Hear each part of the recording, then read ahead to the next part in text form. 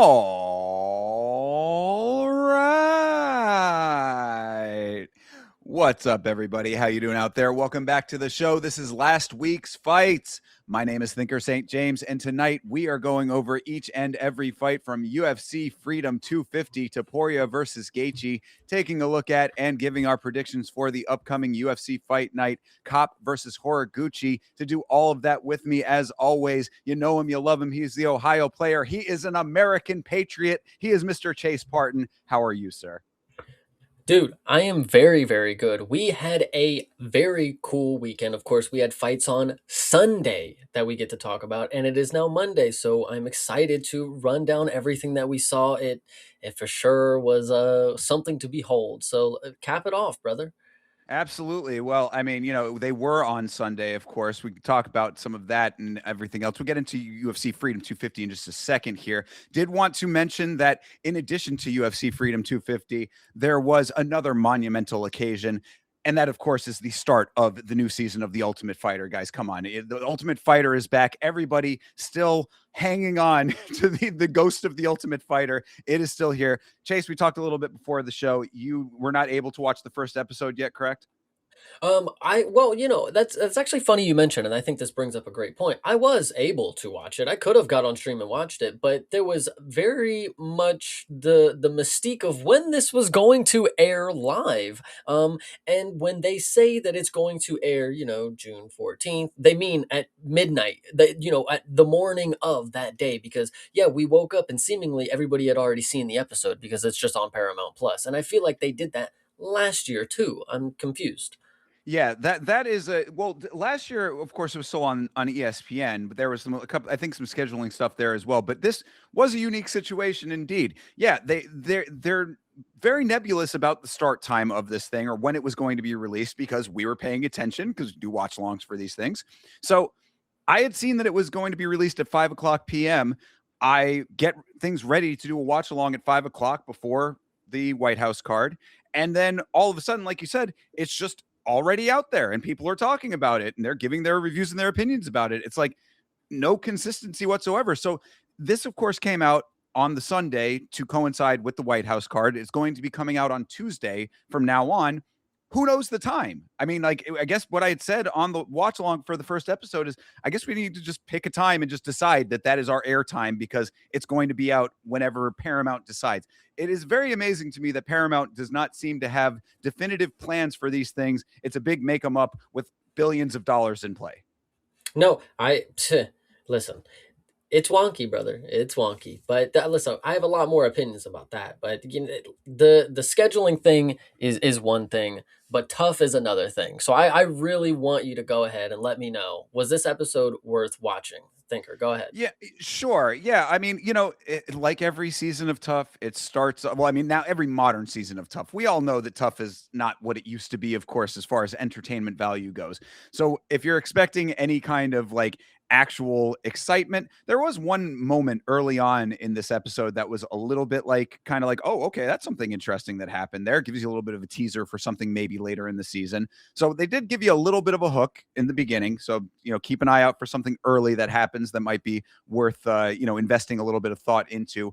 But aside from that, it is pretty much your standard Tough fare, picking the teams, learning about a pair of fighters that are going to fight happens, etc. So I would say that the interesting element of it for this season is, of course, it's certainly not the coaches. DC is a coach again. Michael Bisping is a coach.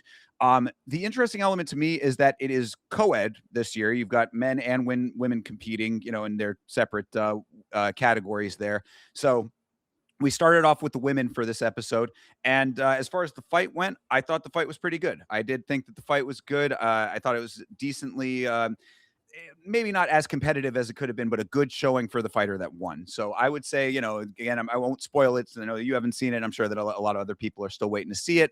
I'm not going to give away the winner, but just know that I would say that the quality of the fight was good enough to make it worth watching. As far as the rest of the season goes, I would expect a similar amount of entertainment to any other season of Tough in the modern era, and hopefully the fights carry it through.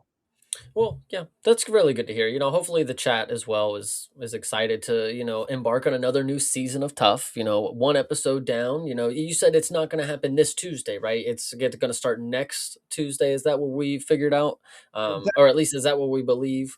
Yeah, I think that that is the case because I think they released it on the Sunday to coincide with the White House, and that will supersede the Tuesday release. And so I'm pretty sure that it's every other Tuesday going forward here out besides this coming one. But Oh, we can double check that just to make sure. But I believe that's how it's working. okay, gotcha. All right. Let me think. Is there any other non-spoiler things for the season of Tough? I mean, what else you got for me? I, as usual, appearances by known fighters that are not the coaches. That was, an interesting person drops in for the first episode, I guess. What was the initial reaction to running inside the mansion? Did Yes, Let's see what were the best reactions. I mean, obviously, because that is a staple to Tough, and that's one of my favorite things is when they see the mansion, it's as if they've and to be fair, credit to some, they probably never had something like this, and I 100% respect. But it is funny to see grown adults. Holy shit, a fucking waterbed! Like they just run in there and start jumping on the beds and shit. Like it is for pretty sure. funny. Yeah, Yeah. no, definitely. You had that to an extent, but I think the only real, not controversy, whatever. The only thing that was anywhere unique about that portion of things was the fact that it was co-ed. So like men and the women having to figure out, where they're going to be staying, and they're trading for rooms or whatever. Again, the reality television elements of Tough are so minimal at this point. It really should just be a docu-series, I would say. I mean, like you can do it tournament style still. But I guess it really kind of is actually, if you think about it. They have little reality elements to it that like they try to make, that little heightened element where it's like, oh, they're going to read off the card and they swell the music up and that kind of thing or whatever. And so they have the beats of a reality show, but it's really more of just a docu series with a tournament thrown into it. You know what I mean? That's really what it's come down to. All right, I love it. But okay, now that we've talked about the best thing in the world, Tough. Now we got to talk about the second best thing of the day, the chat being here with Hey, us, of course. Didgery Dave, Bleeding Edge, Lachlan, and GLD. My guy, I appreciate you. Appreciate you guys. Love you. absolutely. Thank you very much for being here with your boys on a Monday night for the show. That being said, I mean, was there anything outside of the White House card that you wanted to talk about, Chase? Because I mean, we got a ton to talk about with this thing. I think most of everything that I want to say is not necessarily relative to the fights, of course, but the event of the White House Freedom 250 as a whole. So yes, if you are ready, thinker, I am so excited to talk about what we have here.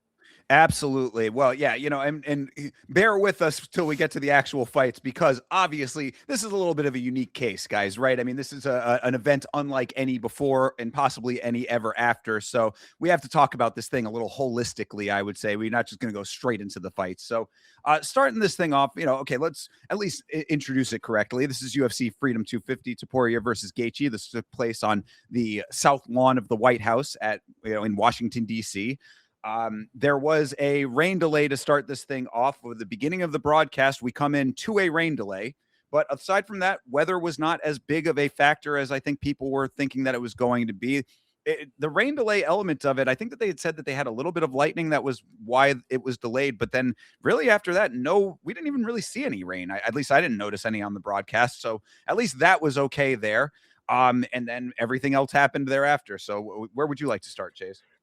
Well, okay, to go off of the weather aspect, if that's where we want to start, yes, I agree that a lot of people, and this is just meteorologists in general, when everybody saw the Weather Channel post UFC event 68% rain, everybody lost their fucking mind. It's like, bro, they never get the weather right. Are you serious? You know when it says 98% rain and you're looking at the sky. You've been there. It's literally how it works. Anyway, so the rain held out. The tribal will write about it, I tell you. But listen, the birthday plans were cool because it did not rain. But I remember when the shot opened up and they're showing like the kind of the inside view of the arch or the claw kind of deal, whatever you want to see. I was Mhm. remember thinking like, because everybody was in that moment when they showed that, everybody in the call, at least, the MMA Hive, they were like, "Oh my god, they're covered. It's cool." And I'm like, guys, that shit is tall as fuck. If it's windy, the rain is swooping right under this. Like that's actually the tallest it could have been. Like that was kind of jarring for how tall the structure was. Yeah. No. I mean, did you not see the very large gaps between the big poles that are holding up the roof? I mean, like, to say that they're covered is a little bit of a stretch, I would think. I mean, yeah, there is a covering, but it is very much open air. Yeah, 100%. But the other thing that I would say again about the weather, you say that there was no effect of the rain. Yes, that is 100% correct. But you did notice on the broadcast, you did notice the weather because the wind was blowing. You could actually hear it in the mic at times, like while they're trying to talk, like you can hear the kind of shit. Like, Hmm. and did you not get this? This No, was I mean, yeah, I just did the rewatch and I didn't really, I mean, not so, it wasn't so noticeable that I was like, damn, it's blustery or anything like that. I didn't really see it in the cage either.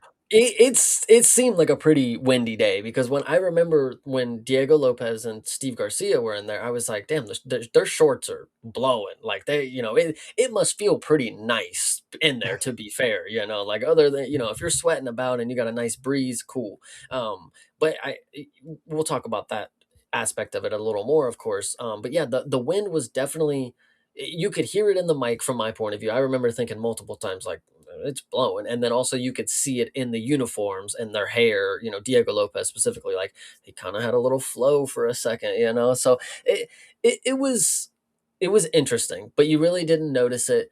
And anything else about the weather? I think the next point that I have really about that is coming up here. So go ahead. I mean, really, the only other thing besides that, I was happy that it held out in a general sense with the rain.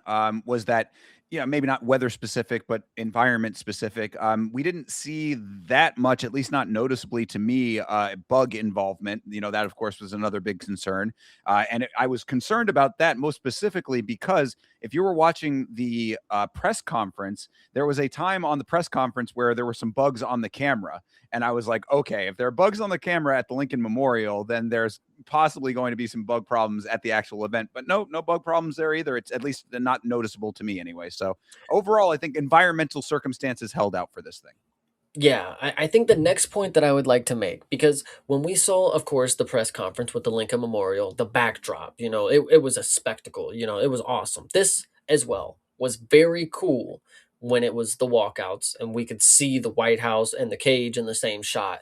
But here's the issue with mixed martial arts and martial arts in general. When you have to be very close up. So when the fights actually started, there's no backdrop. There's no UFC White House backdrop because you have to be so zoomed in. If you take it back to a few years ago when the Olympics went to Paris, I remember watching volleyball and you could see the Eiffel Tower in the background because like you can follow a ball a lot easier than two gloves kind of deal, So it is an interesting aspect that it didn't take you out of it where like every moment you're like, god damn, can the White House like get I'm trying to watch the fight, can the White House like go somewhere else kind of deal.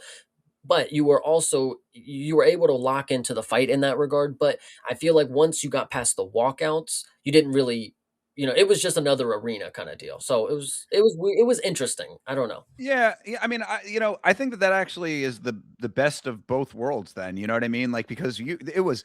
I will say It's there. that like those shots when you did see like like when Bruce was doing his announcements or whatever, like they had the wider shot to start things off, seeing the octagon and then just the silhouette kind of deal of the White House in the back there. That is spectacular. I mean, like like everybody watching along, we were all acknowledging kind of together how like iconic of a thing this is, just how the weight of this situation, the weight of this event, and the framing of the White House in the back just was like picturesque. I mean, it like really everything about the production I thought was top notch. I mean, like UFC, it was one of the things that was, Everything.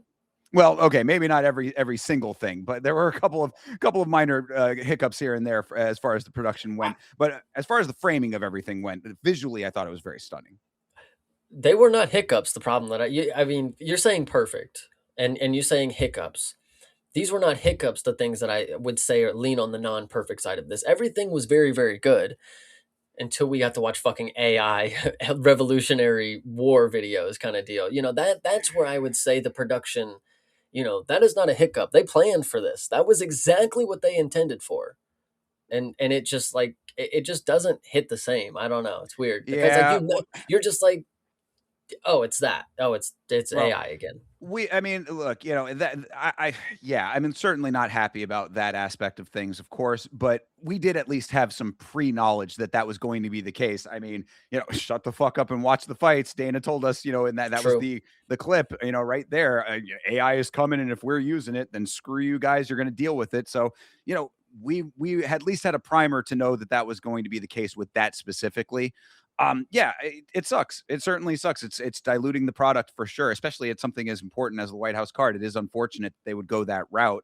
And also, Dana had compared the history of the United States elements to the way that they presented Mexican history and Mexican culture at the Sphere. And it's like, you want to talk about a disconnect on that one. Yeah, I mean, come on, dude. Like the animations at the Sphere were amazing. Granted, obviously with the whole presentation there, it's a little bit different, but like you have that versus what you got with the AI here. It's not, it doesn't really stack up. Yeah, it's actually a really good point that we should talk about a lot. They said this was going to be, the eras of American history. They did not talk about no Christopher Columbus and the Pilgrims, and they didn't have none of this stuff. I mean, Yeah. and fair play to them. Obviously, 9/11 and I think whatever other stuff that they had, fair play to them. But that's like very recent American history kind of deal. Selective history, I would say. I Yeah, mean, yeah. There you you got go. 250 years and you got a 4-hour event or however long it is, a 6-hour event. You got to be a little bit selective about the key moments that you want to include. Plus you also got to remember, you got to keep the viewers happy. This is a rah America event, so like, you can't really be showing off too much of the negative stuff, I guess. And to that point, I think this is to the another great dialogue. This, there was a lawsuit, and a lot of the main portions of this suit were talking about how this event was not for the people. This was not for America. This was for Trump. This was for America. This was a really, I actually, and I'm not a big patriotic person, but like I felt like this was really a good thing for the American person who is like who's got family in the service, who has served themselves, who anybody who supports, all of the above when it comes to, the nation. This was very cool. I think another big point that I told a couple people at work because I thought it was whatever you want to say, moving product because they need to get rid of it because people are not buying them, or a very nice gesture to the the war veterans that were blind or whatever they get Yeah. smart glasses. Right. Very cool. I like this aspect of it too. They said every person too. If you are a blind veteran, you sign up on the link, and you get a pair. So, no exclusions. I thought was all not like all 1,500. Sign up here. We're giving out 1,200 glasses here. It's like no. They said every single person. If you are a blind veteran, you get the glasses. So I thought that was a pretty cool thing for the broadcast. Obviously, Dana on the board of Meta now, so he gets to make some calls. We need the glasses sold. We're going to give them out for Absolutely. free.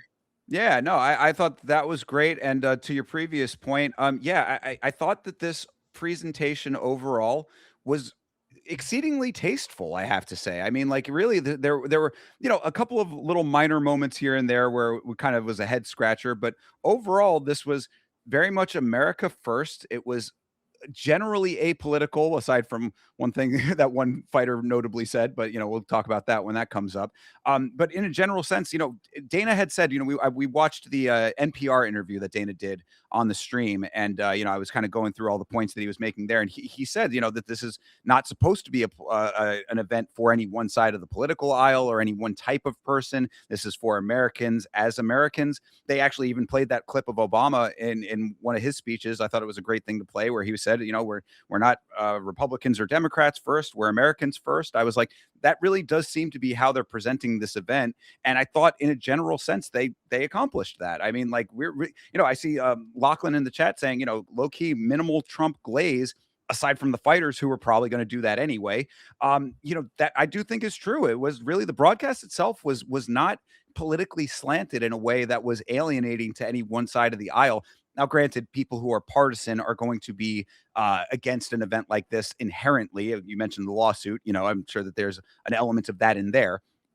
Well, if you strip that away, or if you will allow yourself to not be in that dynamic, in the two-party dynamic kind of thing, and just enjoy the card for what it was, I don't really think that there was too much to be offended by or to take umbrage with. I think that it was overall a really tasteful presentation, aside from, and this is the other point that I wanted to mention, the copious amounts of advertising. I mean, we were talking about all of these, the potential for advertising. Good Lord, they stuffed every single possible ad under the sun into this thing. You know what I actually think is the most interesting thing that I noticed, right? And this is to copyright, to music license rights. How were they able to do covers of all of these songs?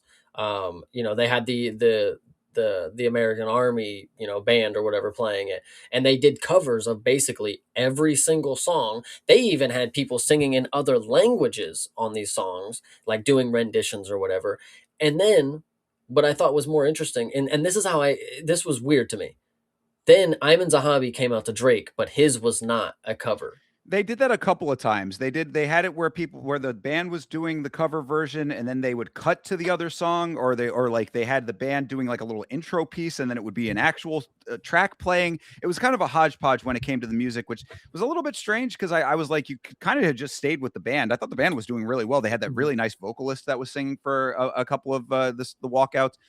Yeah, I mean, the licensing for all of that is just the same. I mean, like, you just license the songs the same way. So there might be a separate licensing for cover versions, but like, they trust, they take care of all of that legal stuff, well ahead of Gotcha. time. So yeah, all covered. But yeah, it was a little bit strange because you're exactly right. I mean, like, yeah, like when Sean O'Malley's walkout was playing and the girl was singing the chorus to that song, I was like, is she going to do the rap portion as well? And like, no, she's just going to repeat the chorus over and over again.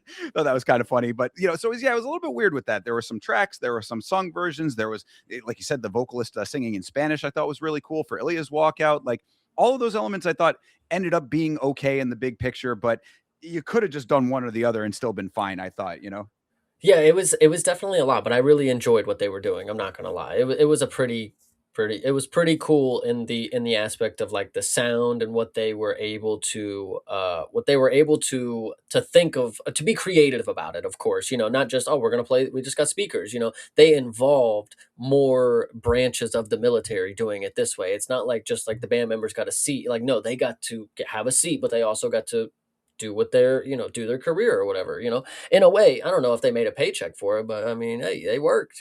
So Sure. Yeah. And I mean, like Anik was saying, I mean, this is such a monumental event for everyone involved, obviously for the broadcast team, for the fighters, for the organization, and by extension, for all of those people performing their instruments and, being able to be a part of the show, part of the show, and excuse me.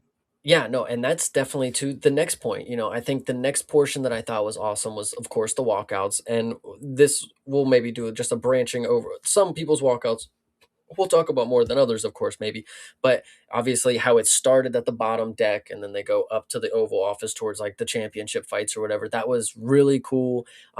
Seeing them warm up in random places of the fucking White House it was jarring to like, what is Diego Lopez doing here? Just like looking at George Washington, like, I'm fucking killing. It's like, dude, all right, I'm fucking in on it. I love seeing stuff like that.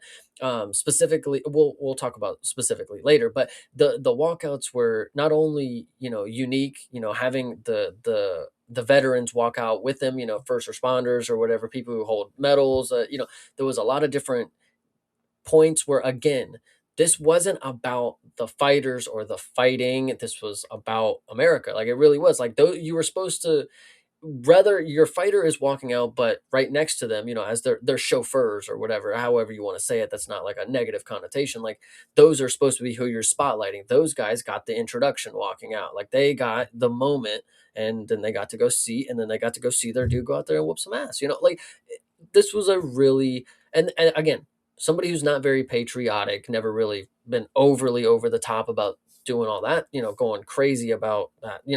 this was a really cool moment to see people who probably need to get more recognition than they do, because I don't know who they are, and Well, now you're exactly right, Chase, and I'm very glad that one person specifically got the recognition that they deserved so rightly at this specific event.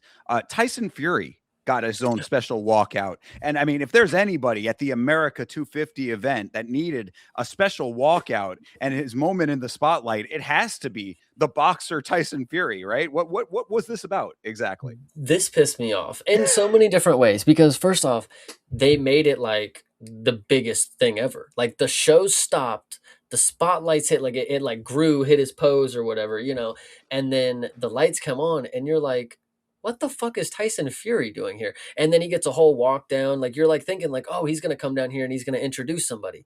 He just keeps walking. He just keeps walking. He goes on to the commentary. And I sat here and this is what I said. This is exactly what I said because I'm such a true hater. I do it to the bone. Dana is a genius. Instead of getting Tom Aspinall to come do commentate, he gets Tyson Fury to come on there and do commentating because Tom Aspinall's little boy toy on the fucking podcast was talking about, I think you should be on the comment. Don't you think you should be at the commentators group? No, Tyson Fury is for no fucking reason. Oh yeah, no, I mean, you nailed the reason right there without saying it. I mean, the reason is that this was the biggest stage of all time for Dana to stick it to Eddie Hearn. I mean, you want to talk about monumental pettiness? Like it is off the charts with Dana, and that's exactly what it was. Because Tyson didn't. If you listen to what he said on like in his little interview, it's so great. He does this walkout. He walks right around the octagon and then comes right over to I guess Anik or whoever was doing the interview with him and basically says nothing. He just says, yeah, I'm here. Dana's going to do the announcement, but you expect something big soon. And that was it. So, like we're insinuating that Tyson Fury is signing with Zuffa Boxing as the insinuation, of course, but to have it at that moment is legitimate haterism. And, if there's anybody who knows how to do that at world-class levels, it is Dana White. I think, dude, Hydra. I think Hydra, dude.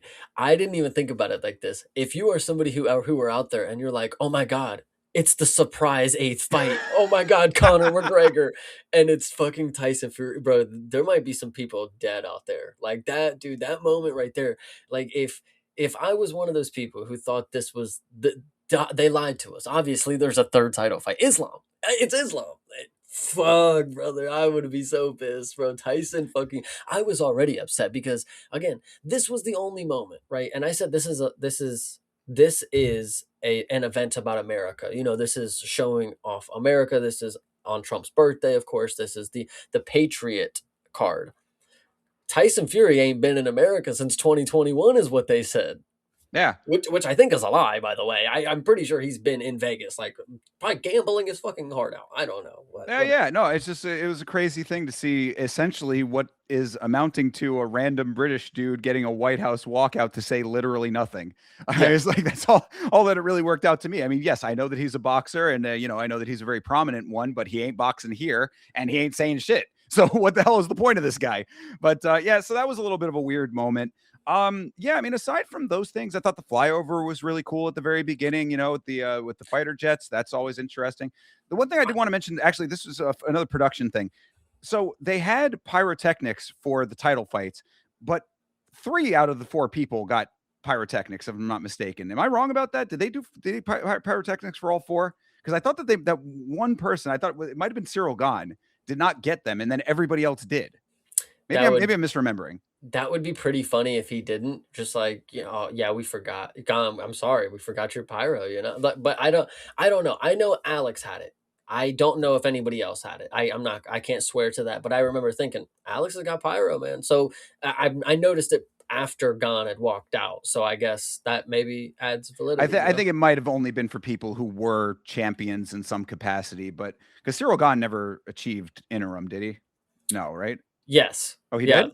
Oh, yeah, because John beat him. Right, yeah. Well, but that was for the vacant, though. No? But he was still interim at the time. There was just nobody to solidify it, I think is how that worked. Well, then, I mean, if he was actually an interim champion, then there really is no excuse, because that was the only thing I could think of is that they were doing it for people who had champion, next to their name in some capacity. But either which way, I thought that was interesting.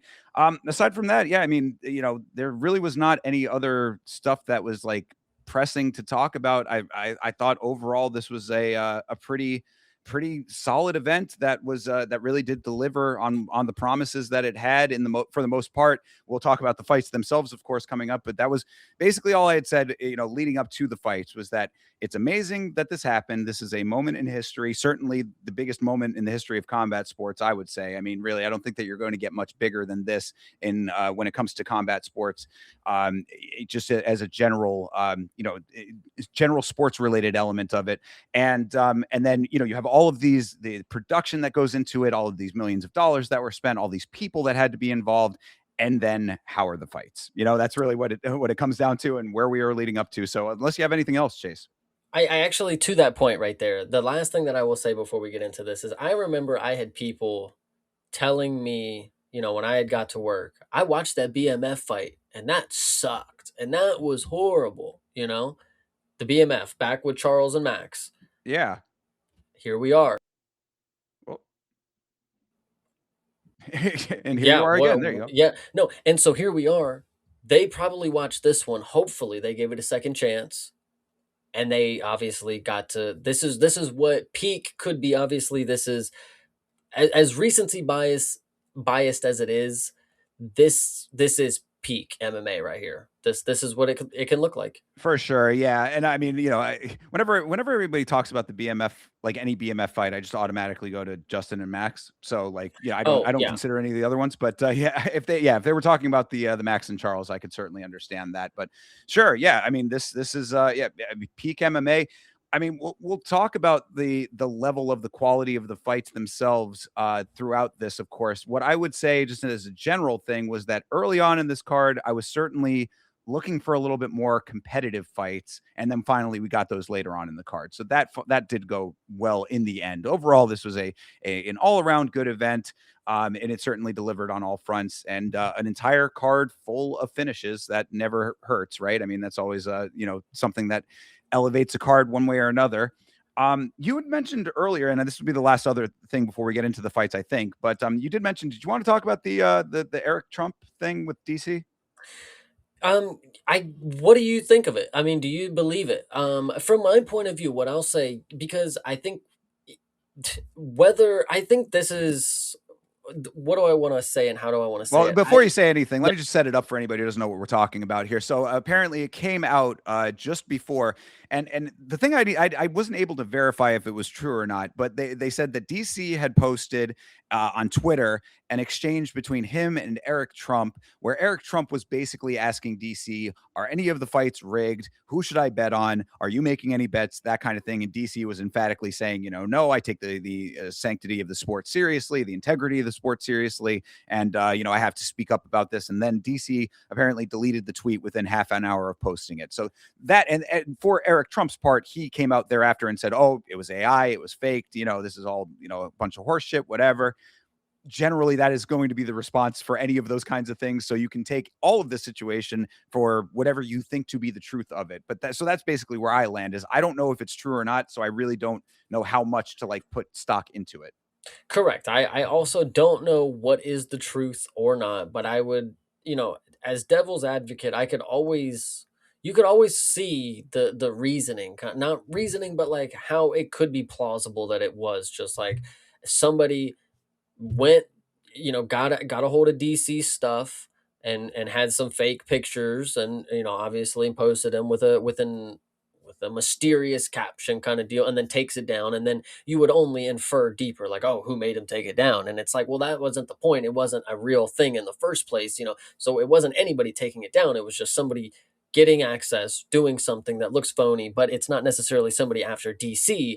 When it involves somebody politically related to Trump or whatever, you could see probably which side of the ball field that this person comes from, and then why DC is not necessarily at fault and or probably the person to blame, but he's just like, he's being used to attack the political figures. Yeah, well, and it really speaks, I think, to the issue that we're going to continue to run into as a society as we continue on forward. Saying that, yes, because I'm seeing in the chat right now, Hyder saying DC officially posted it. Toby saying DC said he was hacked instead of it being fake. It's like, this is that it all speaks to the same issues. There are the ease of faking things is so much more readily available to people now. There are a million imposter accounts and people able to hack into other people's accounts. Good fakes, all this. I mean, like, there's a million different ways to trick it so that it looks presentably reasonable to people. But is it the actual people? Is one side an actual person dealing with the other actual person? Are there, is one person getting duped? Is it all faked? Where's the level of reality is, I think, what we ultimately land on with that. And because it is so hard to tell at this point and will only get worse going forward with all of the AI and everything else getting better, it's hard to know what the truth is in a situation like that. I will say that with predictive markets and things like that, there have been provable, shady dealings going on with those markets, politically and otherwise. So it's like, would I believe that something like that could happen? Absolutely. I think it would be a little bit crazy to think that it would happen at the level of a UFC employee and commentator for the event and a blood relative of the president. You know what I mean? Like, it seemed like that might have been a little bit far fetched, but like, just the idea that that could have happened is not unreasonable. Was it real? I don't know. Hard for me to make any kind of real judgment on it. And I see the chat, it's not that they need to get their story straight. No. So if somebody hacked DC's account with AI photos of him messaging Trump or whatever, or Eric, whoever the fuck this dude is, I don't even know, is his son or something? Anyway, then they post it and delete it and then log off of DC's account. DC was at the event. He wasn't on the fucking things like, hey, did you guys know that Eric Trump fucking texted? No, he was literally like doing his fucking job or whatever. Like he was doing Well, shit. right, and so that's what I'm saying. That's one version of it. Is that Right. another version of it is he actually had a conversation with a bot or with an imposter or whatever. Another version of it is that the whole thing is fake. Correct. There's a million different ways that you can chop it. Each person coming out and having a different version of the story does track to that same thing, because it's like, if there's no concrete reality to the situation, then it's hard to get your story straight when it could have been a multitude of different things, is my point. Absolutely. No, I So, agree with you. yeah. So, all I hope is that the integrity of the sport was upheld. We will talk about some elements that might challenge that going on throughout the discussion of these fights. So, with that said, do you want to get into some of these fights, Chase? I would love to do it, but first I want to shout out Deadly Pubes over on Twitch. Hey, Shout shout out out. Mr. Toby, always, brother. Appreciate you. And Didgery Dave, too, I think was coming in there as well. Hell yeah. All right. Well, thank you guys for being here. Of course, let's get into some of these fights. Starting things off with the first fight of the evening, Diego Lopez, and he fought Steve Garcia. Did you catch Buffer's announcement there? Diego Lopez, champion. No, wait, contender of the world. I thought that was Buff off to a great start, on this event. I think that, for all of these fighters and all of these people, I was giving a little bit of a leeway to say that it was a unique circumstance, probably, nothing that is ever going to be like this in their life ever again.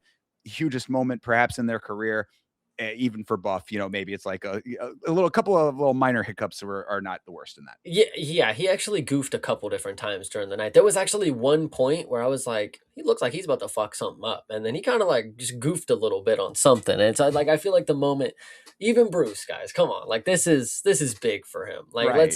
let's be easy on him. Sure. Seriously. He's a sweet guy. But no, so the first thing that I would say about this fight, of course, the walkout.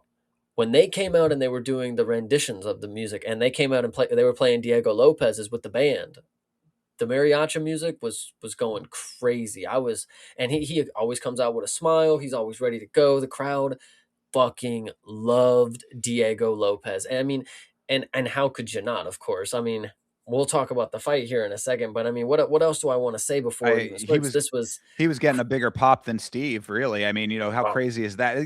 And Anik made a good point. He brought up that he was like, they made a concerted effort to get fight fans, not just military members, but military members who actually are like interested in the fights, the tickets. So yeah, it tracks that if they're actual followers of the sport, that they would be Diego Lopez fans. He is a universally beloved figure in this sport, I would say. No, absolutely. So yes, this fight was. I mean, what I want to say instantly, because I guess we said at the beginning, excuse me, about the weather, and there was only a few noticeable things. This fight here, the wind was blowing. Diego's shorts were flying in the wind, and I remember his hair blowing a little bit. And then I was thinking, this is it. You've made it in here. It is not raining. This is best case scenario. Diego Lopez, you can go out here and get a fucking win, brother. And then the fight started, and it did not look very good for him. Now, this is not Steve Garcia's best first round performance. Now, he did not get to go out there and show out, but he was slowly dismantling Diego for what it looked like. I mean, it was looking like going to be a hard 3 rounds for Diego because he just did not.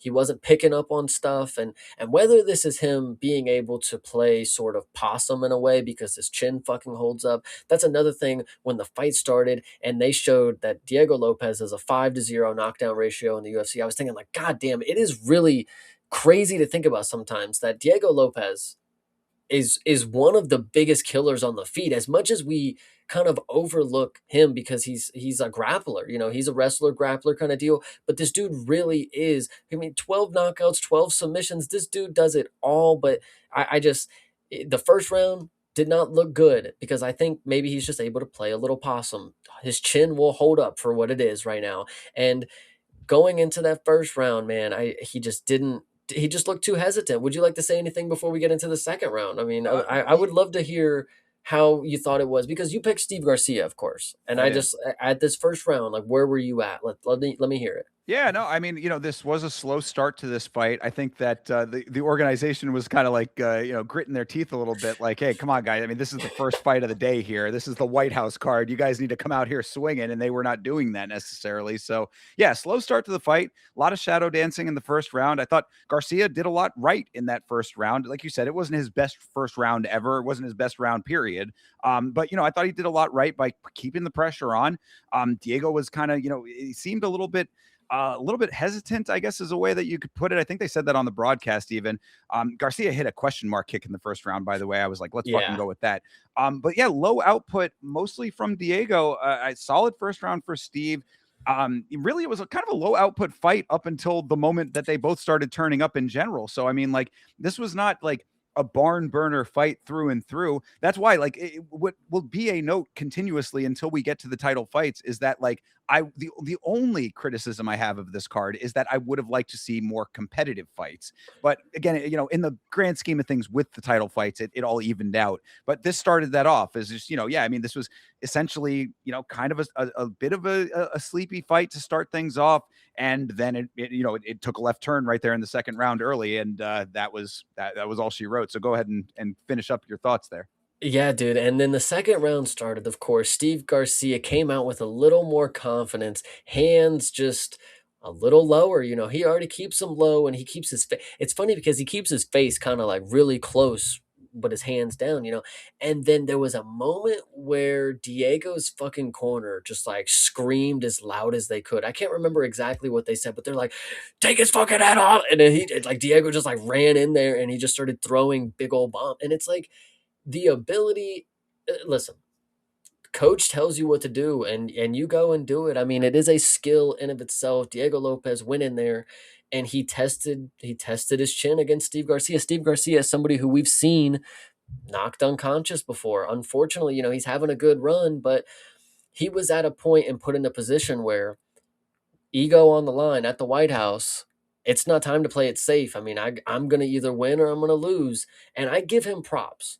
He could have very easily not done that. He could have very easily just pieced him up, stepped out, let Diego fall down to his fucking knee because he's tripping over himself after he gets jabbed up a few more times. But he didn't. And there's a level of respect in the game, obviously for everybody who steps in the cage, but for a fighter who is making a big run, who's trying to make their last effort, who's undefeated, and they will risk it to try to win. And I'm not saying that Steve Garcia necessarily in his mind he was taking the biggest risk, but he was going to put on a show for the White House, and I give him major props because where he was in his career, this is a big setback. Because Diego's going to fucking leave the division, and it's like I just took a loss for no fucking it's okay. It's okay. This was a great fight. Diego Lopez chins him, falls to the ground, and then we get some the ground and pound didn't start too crazy, but then Steve Garcia inevitably kept folding to the fucking punches or whatever. So the ref let him eat a few extra shots than maybe necessary, but they weren't like world ending. You know, they were. This was a good clean stoppage. This was an earned victory for Diego Lopez, man. The crowd really willed this one on for him, brother. This For was sure. crazy. Yeah, absolutely. And then of course, Toby mentioning the shot of him standing on the cage that's been going around after the fact. Yeah, aura is an understatement. I mean, what an amazing image and an amazing thing, amazing feat for Diego to have pulled off there.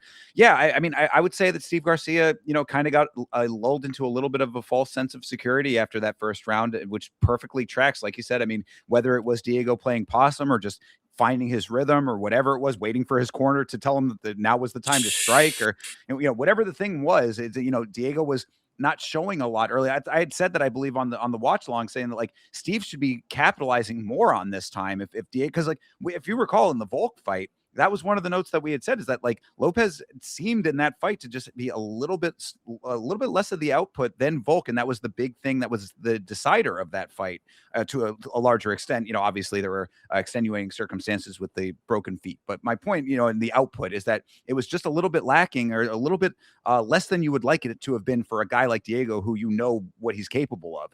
So in a fight like this, you got to capitalize on those times where he's not putting a lot out there. Steve kind of went with the motion of things a little bit too much. I think he was kind of going with the flow a little bit more than changing his own tides, and it ended up biting him in the ass when Diego finally turned up.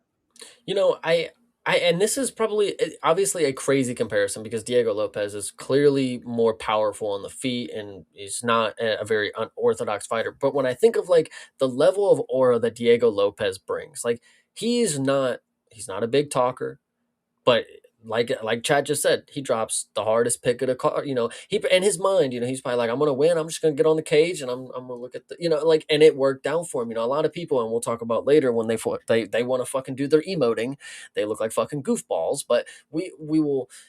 Diego Lopez, this guy kind of gives me like Nate Diaz. Like, anything he does in the cage, if he wins, it's aura. I don't know. I kind of he's like that's just the kind of vibes that I get from him. He's going to be a cult classic. He already is, of course, but like the Right. people who know. Yeah, he's like a cuddly version of Nate Diaz. You know what I mean? Because he's such a nice guy. I mean, like, Yeah. he's always smiling. He's always happy. He's Diego Lopez. Like, he's a guy that makes you want to like him. You know what I mean? Mm. Like, I think that's the thing about him that really resonates with people. He's a good dude. You really don't hear anything negative about him. He's a coach as well, so he's helping other people in the sport. Like, he's just an all around good guy, and then he goes out there and kicks ass. It's exactly what you want out of a fighter. No, absolutely. I once again, I just feel bad for Steve Garcia, but I really hope that he doesn't mentally take a big loss from this. Obviously, you got knocked unconscious. You're gonna have to take some time off, reevaluate where you're gonna go with your next opponent. But this was the White House, and believe that you let your ego get a hold of you. This was your moment in America. You're the American. You're representing USA. I'm gonna knock out Diego Lopez, be the first dude to do it in the UFC, and it just didn't go your way. But you kept a fan, and you probably gained some out there, is what I would say. You don't always have to win for people to remember your name. Like, man, that Steve Garcia dude was doing really good. Even if it's their first time seeing you and they don't know what a great performance in the first round looks like, they still probably could see that and say that Steve Garcia guy is good. He just got caught. It happens. So Yeah, absolutely. I hope so too. Because I mean, I picked him for a reason. I think all of the things that I said leading into this fight still track for Steve Garcia. He's still a quality fighter. He is still a dude who has a lot of knockouts under his belt. He's still a guy that is under the radar to a lot of people. I mean, maybe they know him now, unfortunately, for a negative reason. But if you go back through the dude's record and see what he has already been able to accomplish, I think that there is a better future for Steve Garcia than this knockout would lead one to believe. And so to that, what I would say, and now that I think about it, I think I'm cooking. I think Steve Garcia and the Melky Costa rematch should come about now. Both taking losses. Steve Garcia coming off of a knockout, of course. It's a lot worse than what Melky had, but Steve Garcia knocked Melky out. Way back in the day, a couple years ago. So let's get the rematch. We'll even the odds. Give us 5 rounds to work. and hopefully we'll see how it goes. Diego Lopez, on the other hand, I mean, gosh, guys, what can you say about him? I mean, the he's on a track of his own. He even said, like, I'm looking for options at 155. I want to take more fights. I'm obviously not going to be able to get a title fight with Volk again, so we're going to see how it works out. But that is the infinite better position for him. Think about where Kevin Holland is. You like him or love him, where he's at in his career. He may not be the best, but he makes a shitload of money and he fights a shitload of times. And Dana White fucking loves giving him plenty of money and jewelry and fucking, whatever you want to say. You are going to make it, because Diego Lopez, he's always said, the people who know me know that I never say no to a fight, and I want to stay active. So he's fucking young. He has the heart, he's got the willpower. He's got the skill to do it. I mean, and he's got the mustache. And the mullet, yeah. I mean, he's got it all. Like that. There are multiple different ways to accomplish. Like, I guess, depends on what your goal is, right? And there's multiple ways to accomplish success in this sport. If obviously he's had 2 shots at the title, did not go his way.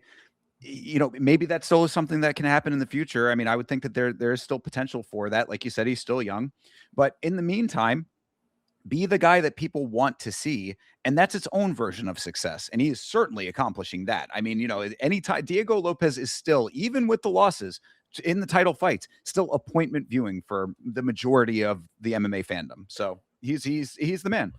I think the last thing that I want to note, and I should have brought this up earlier, but I really wasn't thinking about it and I forgot. But it is a point to all of the fights, and this is to when I was rewatching them. I don't know if you had this issue. I know you watched the entire feed, of course, but when I'm trying to rewatch it in the morning, I'm not trying to sit there and fucking click through that shit. So I stupidly. And I ruined the experience for my father, obviously. When I went to go rewatch it, I clicked on this all killer, no filler. Worst option. It literally is like a 30-second preview of the fight. So like you get to see what happened, but like, do you? Do you actually like I showed him fucking the main event in like 3 minutes. And it's like it obviously didn't get the good portions or whatever. So like I stupidly just went with it because I'm like, well, I already fucking it don't even fucking matter, bro. We already ruined the first fight because I was watching it and then they skipped halfway through the round and I'm like, what are we talking about? Yeah, Like, you click the TikTok version. You know what I mean? The TikTok clips version. Yeah, no. Well, Paramount does not make it easy for you to find exactly what you're looking for. Often, that's another thing about Paramount that's annoying. But that does lead me to my next point, which is once you did finally find the fights, did you ended up finding the fights thereafter? I don't know if you watched this fight or any of the other ones in the actual full fight version of it, but there was no commentary for the first few minutes of round 1 of this fight on the Paramount Plus replay. And during the watch along, people from different regions of the world were mentioning to me that they were having some like production related issues and that commentary was among those. So I was like, that maybe is just that, and I wasn't really like clocking it too much. I'm on chat, I'm talking to people or whatever with the watch alongs, but I did think that it was kind of funny that the commentary was gone for long enough to hear someone in the crowd yell "Happy Birthday, President Trump," and then the commentary comes back on. So that's point number one. And then coming to this next fight, the other main point that I had, it would seem to me, and maybe I'm tinfoil hatting over here, but I distinctly remember on the watch along hearing the crowd noise for the fight that we're going to be talking about coming up, because there's something very specifically related to that. Crowd noise conspicuously absent for certain portions of the Paramount Plus rewatch versions, the VOD versions. So I don't know if they were manipulating the clips or if they had like a crowd mic that they turned off at times, or if they just audio mixed it differently or whatever. I don't know what the deal was there, but having watched the actual feed and then watching the replays, there were a couple of issues that did not line up, and I'll explain what I mean when we talk about this next fight. So, was there anything else you want to talk about with this one before we move on? just shout out fucking Diego Lopez, man. One of my favorite fighters of all goddamn time. He is the man, yeah, absolutely. And it's like I really picked Steve Garcia like with the hope that there was like, that he could have that moment and almost become like that type of figure too. Cause I do think in the big picture, Steve is a good guy as well. And like, could also be one of those beloved figures with the way that he fights. I think that he could grow that kind of a fan base over time. But Diego Lopez himself is lightning in a bottle, and betting against him is never a great idea. So I take that upon myself here. Yeah, it's okay though. Of course it is. So let's move on to the next one here. This is Bo Nickel versus Kyle Dawkins. Now, what I wanted to say, and I'll just because I was just talking about it, let me say it. The time this went to the ground, and it stayed on the ground for a while. Bo Nickel was landing some nice elbows on the ground there, doing some decent work, and then the crowd started to chant, "Stand them up." Did you hear this on the live watch?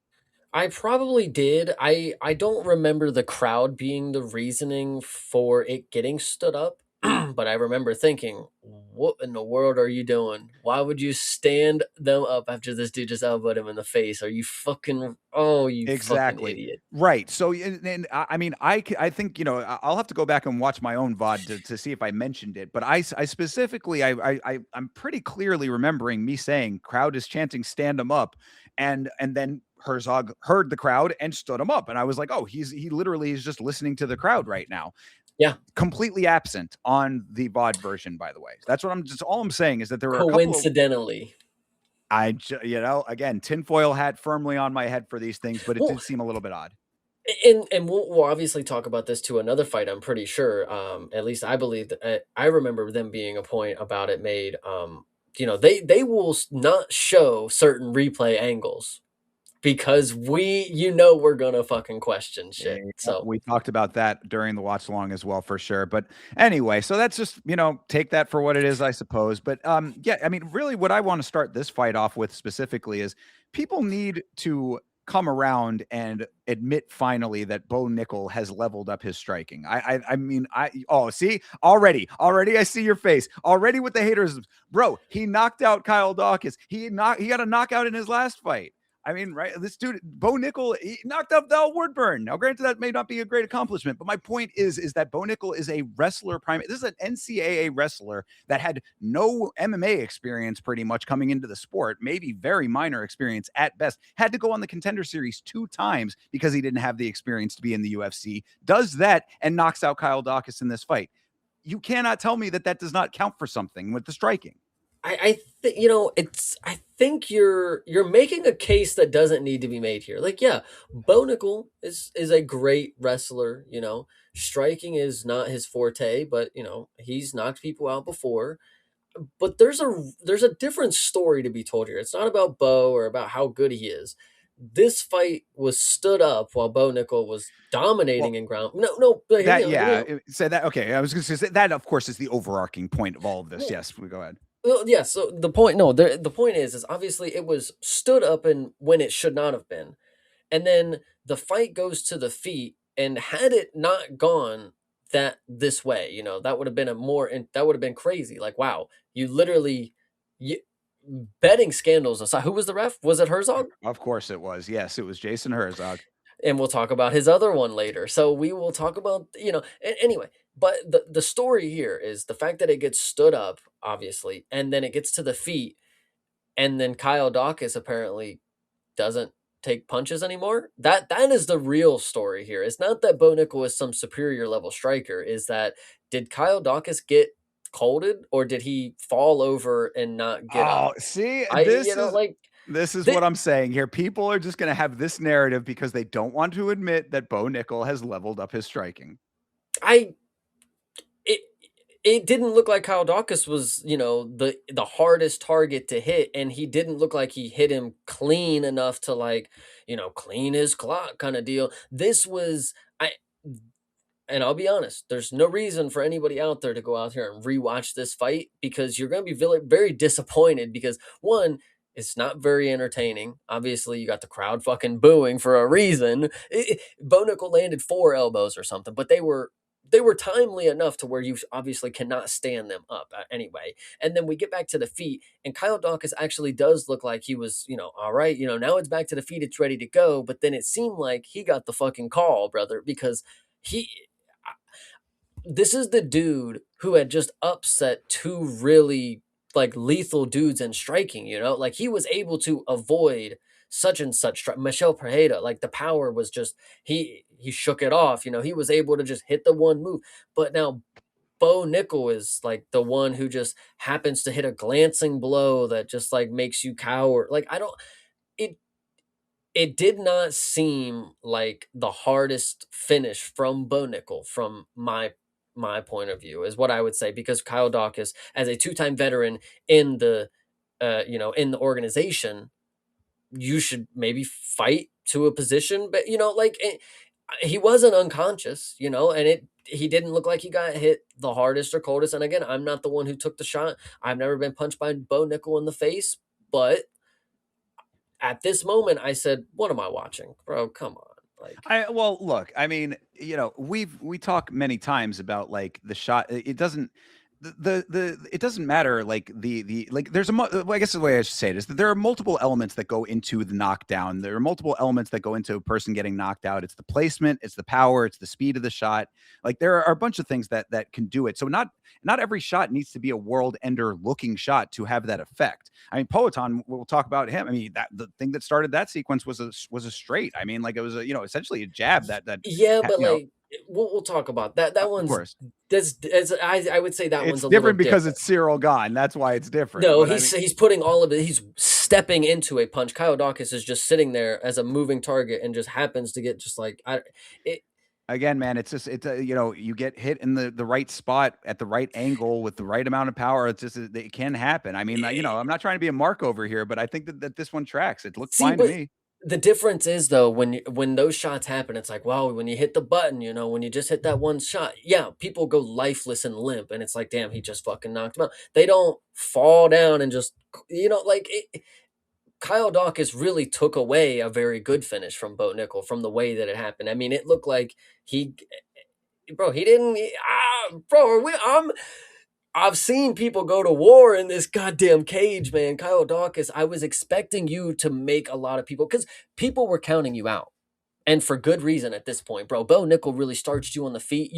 Like if that's what I'm supposed to believe, right? I'm supposed to believe that Bo Nickel has just he's that fucking guy at middleweight on the feet now. Like I mean, Robert Whitaker, fucking who? Like Kyle Dawkins. Come on, bro. You know damn well that is not the fucking case, bro. You got hit and it maybe was a little harder than you thought, but like Bo Nickel's the guy, he's gonna have a great moment, like Well, I mean, but we all knew. I mean, I literally in the Yama episode leading up to this card had a whole segment of saying that like, don't be mean to Kyle Dawkins being on the White House card. Even he knew he wasn't supposed to be here. You know what I'm saying? So it's like we all kind of knew that Kyle Dawkins was not the guy to be on this card. He just was the guy that they set up against Bo Nickel. He had a couple of decent fights where he got some good wins there. It made sense in that regard. But I mean, again, I think that this all does come down to the point that Bo Nickel is better than people are giving him credit for, and people just want to hate Bo Nickel.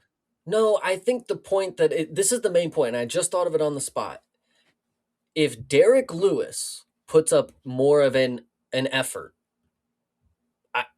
I, can you make it more? Can you make it more evident that you weren't really trying? If Derek Lewis had he put more energy into the effort. He took more shots. He put up something. Kyle Dawkins got taken down, laid on his back, got up, and got colded. Apparently, is what I'm supposed to believe here. Like that's just not what I saw. Bo Nickel looked fine. I'm not sitting here. I'm not hating on Bo Nickel. He's still got a ways to go. Kyle Dawkins, though, you took it away from Bo Nickel. That's all that I'm saying. He could have made it a lot. He could have made an effort to fight back at the end a little bit. Maybe his face is broke. Maybe Kyle Dawkins has a broken fucking orbital. Maybe his jaw is fucking shattered from Bo Nickel. I am not positive, but what I would say is that he will probably be ready to fight in 3 months after another camp in the next 2. And he's probably going to win that one. And we're going to supposed to forget that he just kind of threw it in for Bo Nickel. That's all that I'm saying here, man. That's Well, I mean, there could be a number of different factors. Of course, we talked about, when specifically with Derek Lewis, we had talked about on the predictions episode saying that being out there in the elements may play a part of it. Maybe he didn't acclimatize well enough, didn't condition himself well enough to be fighting outside. Bro The lives in America. Like, bro, how, like I don't know, I mean, man. yeah, like I'm not really even trying to make excuses I know. for Kyle Dawkins. He didn't look great in this fight. I mean, that certainly is true. I mean, even leading up, I mean, like the takedown was very early in the round, by the way. Like he got picked up and dropped down very Yes. hard. I mean, that was a really solid takedown to start this thing off. Then he's getting elbowed in the face. He's scooting. Bo is the one moving him around, actually. That was something else I noticed, too. Before the stand up, generally when you're on your back like that, you're trying to move yourself to the cage so you can stand yourself up. Bo was the one actively moving him all over the place because he was doing it. He would have him down, bang him with the elbow, have him down, and so like they kind of over the course of that ground exchange ended up by the cage and then got stood up. So it was like, Kyle was not looking great in this fight, but I thought that, Bo came here to win. So win he did. What I would say, and this is my lasting point, and this is because I don't want you to be let down. This is as a friend to a friend thinker. Do not fall for this Bo Nickel level up of a striker kind of thing, because at middleweight, dude, what would a Tabo Gauthier do to him? Like, I think that Bo Nickel could take down Teba Gauthier, though. But listen, Kyle Dawkins landed 2 significant strikes. A table just needed to land one of them is all that I'm saying. Like, Bo Nickel is not. If this was the craziest performance ever, I mean, he would have shut him out.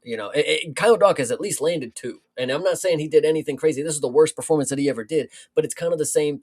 In a certain situation, when you have somebody against somebody, you can have as clean of a performance, you can have as leveled up of a game as you can, but if you get hit, you go out. Like, I mean, Alex Pereira was a middleweight at a time, guys. When you got hit, you went out. Sean Strickland lost to Alex Pereira, and now where are we at 3 years later? I mean, it's some people just have that effect. Bo Nickel's striking may be clean and it may be very technical, and he may be able to get this, but when Hamzat might still work him over, guys. Like, let's be real. It's middleweight. I don't know. Bo Nickel is still just not that guy to me. Yeah, I mean, I'm not necessarily saying that I'm seeing like, title potential for Bo Nickel, but I do think that he, because of his background, consistently is, kind of considered like an outsider to the sport still, when I think that he does fit in this sport. That's really, I think, where I'm coming from. It's that he's a guy, he might not have all of like the foundational elements that you would normally have to be a more like in that middle ground territory of fighter, but I think that he fits in there. So that's all I'm really saying, is that, like people who think that, Bo Nickel is just this kind of dude who came out from nowhere and doesn't really belong here, I think he's showing that he does. That's really my end point. Yeah, I would say that the best decision that Bo Nickel has made is cutting his hair and going back to the beard, but that's just how it is. I don't know what he was doing with the haircut that time, that one time that we're gonna think about. Like, hey, do you remember when Bo Nickel had the long hair and no beard? That happened. Yeah, well, I mean, keep changing up the looks, and it'll constantly be something that people will be talking about. Then I'll be a fan, of course. If he changes up Exactly. his looks every other so often, I'll be a really big fan. Yeah, just grow the hair out like Wes Schultz. Chase will be a huge fan. There we go. All right. Well, I mean, yeah, that's about it for this one. Bo Nickel gets the job done, and of course, gets the nice handshake of the president, as you knew was going to be the case, and we move on. Yeah, thankfully, not many people showed up here, like the casuals, because like when we'll talk about the main event, of course, you could tell when people were really tuned in. The fucking broadcast wasn't holding up, but this fight right here, thankfully, not many people were tuning in. I would say, because this is probably what they expected. A lot of these, like, oh, these are just fucking gonna be hammy fights, okay? Bo Nickel's gonna walk in, run first round knockout. Ooh, this one was definitely one that you could live without rewatching. This was not even a White House fucking fight. Like, who Well, I cares? mean, that's going to continue through a couple of these fights, though. I mean, like I believe for the next, for this next fight, this next fight's going to be the last time that we saw the up until these first 3 fights, we had not gone to a second round. So I mean, like we're talking about one-sided fights. Yeah, I mean that was certainly becoming a note that I had as we got further into this card. So, I mean, I don't know. I think that everybody was probably, I hope people were tuning in if they were wanting to watch these fights. But I mean, I don't think that this was as bad as you're making it out to be personally. I thought it was an okay fight.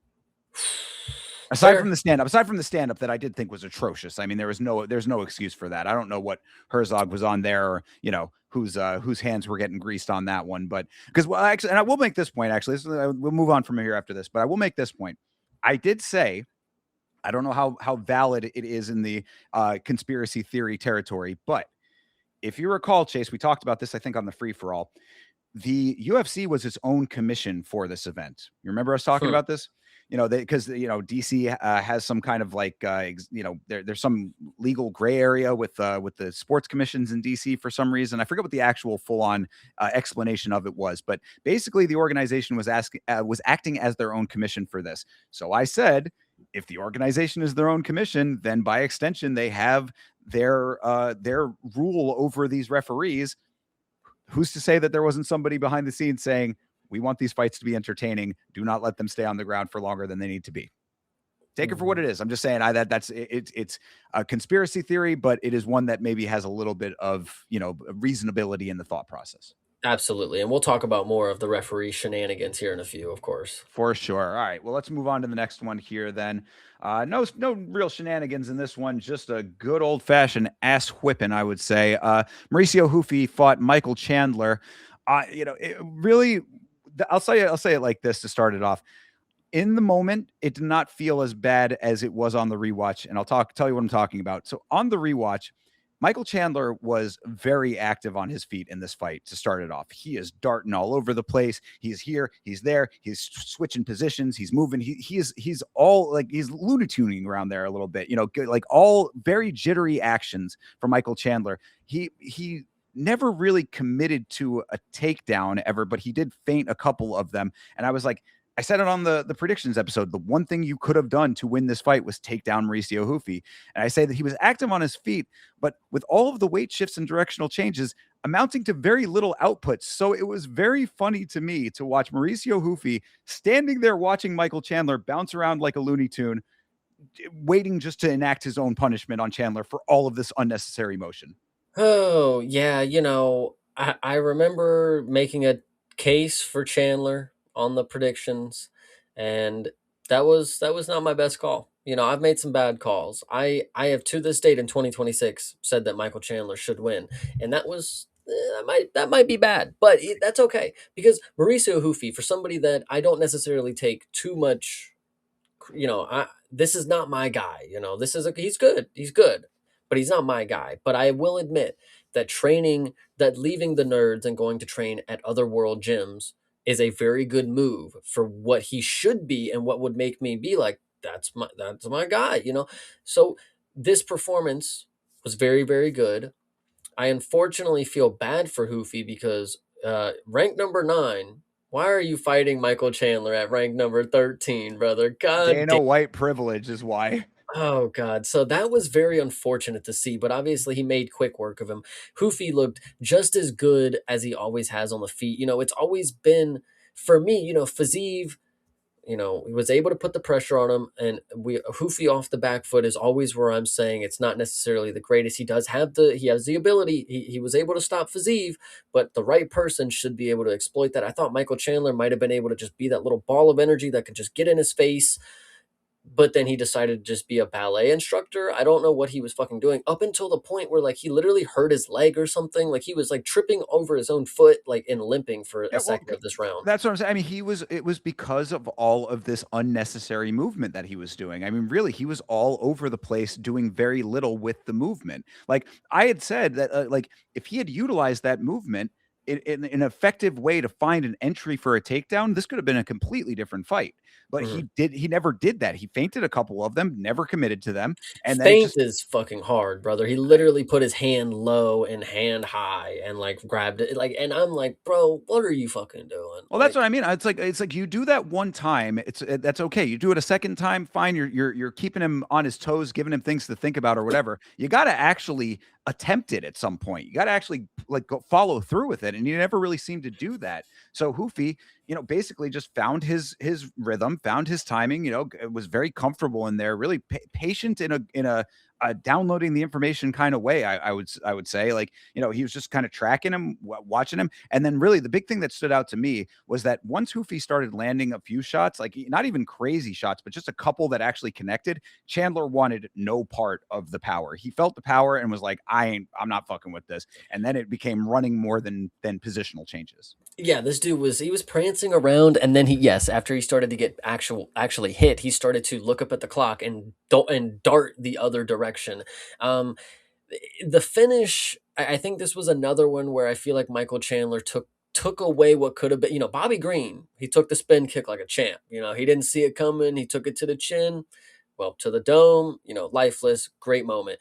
Michael Chandler, he blocked both of the kicks and I'm not going to say that they weren't powerful enough to knock him off his feet, which they were. He obviously got staggered by the second one, but like he has this ability.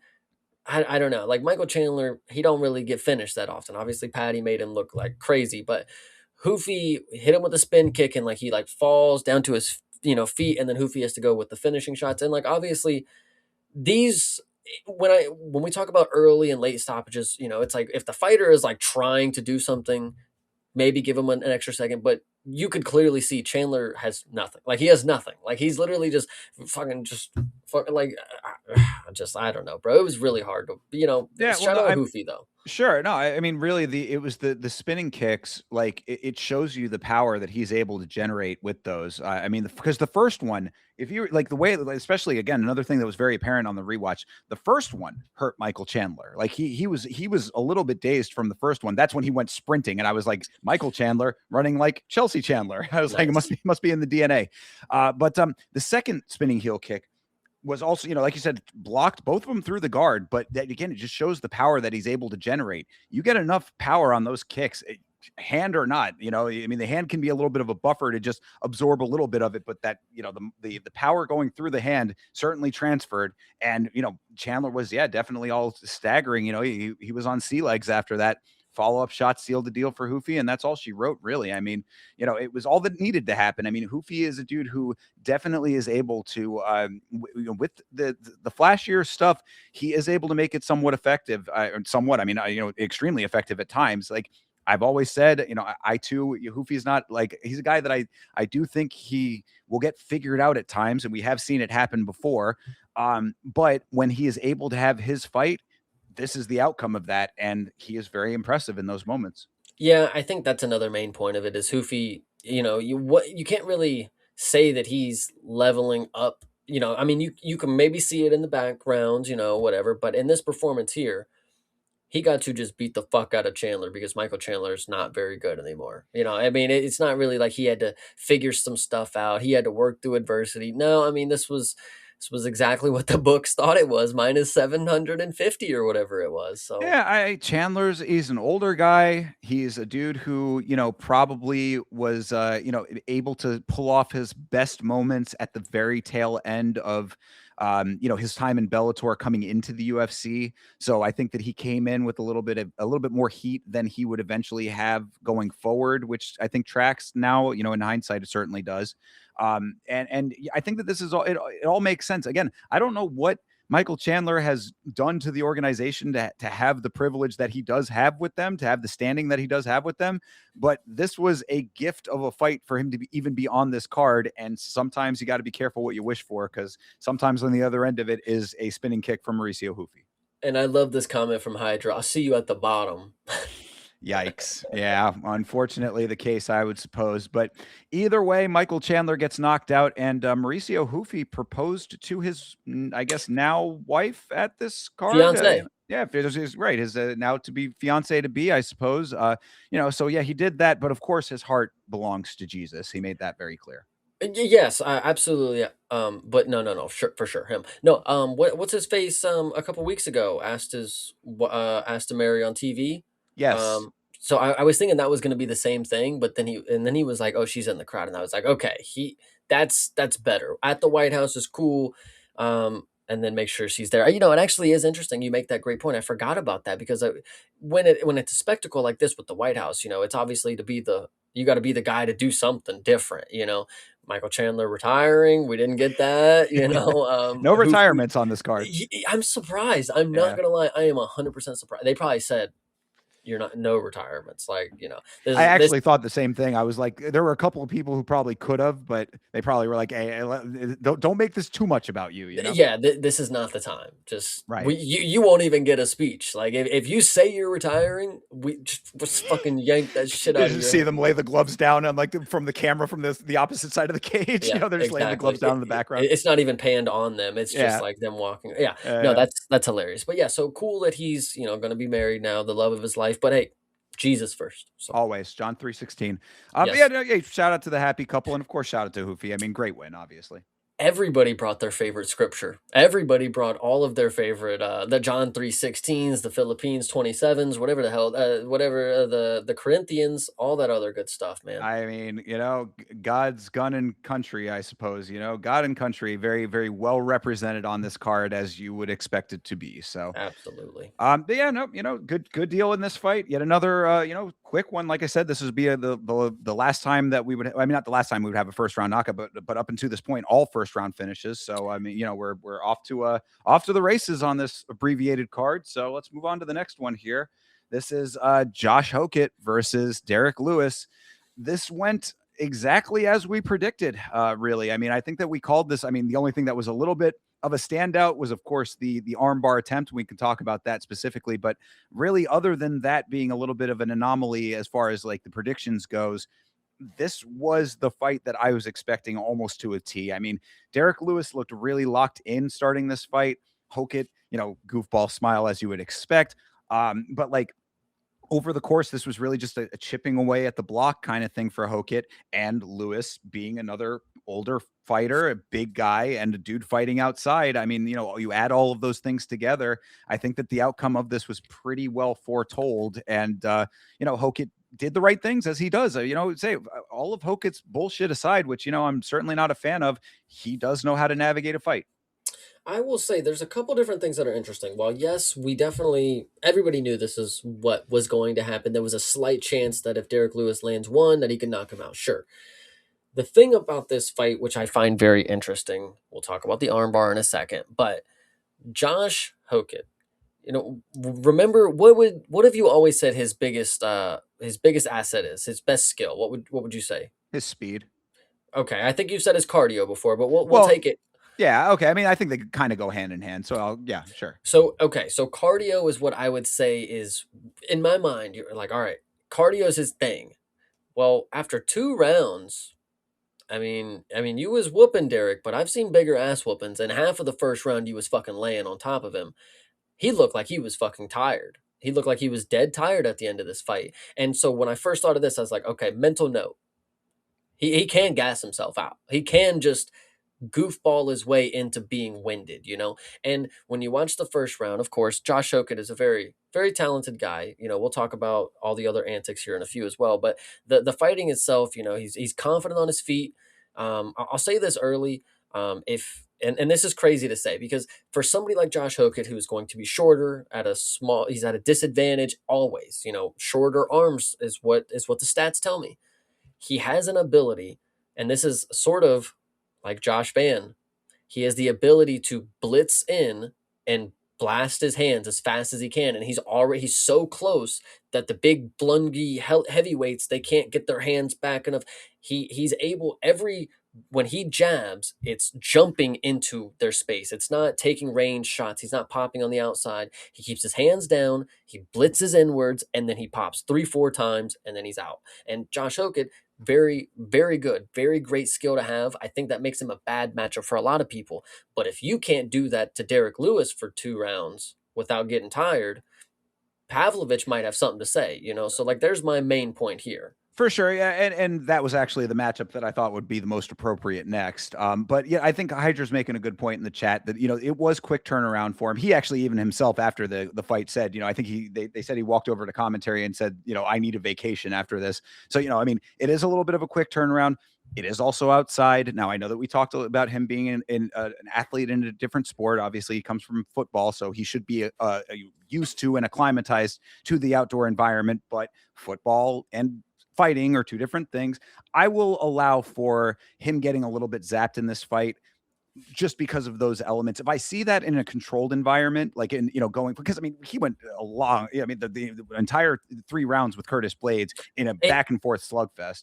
and he didn't look gassed in it. That's why I'm sitting here saying it's like it looks like we have a regressed version of him now. But If that's my Derek point, Lewis though. takes you to 2 and you're like, Right, but what I'm saying is that the environment is different. So like if I I see that agree. it, yeah, if I see that going forward in a different fight and like, it starts to become more apparent in a controlled environment, indoors or whatever, then maybe I'll be like, okay, maybe you might have a little bit more of a point there. But in this capacity, fair enough. I think that all of this did track, and he also did have to expend a little bit of energy to hit that solid double leg in that first round, which was really what made me say this is not going to go well for Derek Lewis. Derek Lewis on his back, it's like all you have to do is take Derek Lewis down, and he may get up. It's not always, but he may get up. But the effort to get up is going to drain him if being on his back does not. See, and this is another thing that again, when I'm watching this, Hokit, from what I've seen before, I'm getting a little worried for him now because yes, he took down Derek Lewis, but Derek got up. I mean, Derek Lewis is not very good, guys. I don't know if you guys didn't realize this.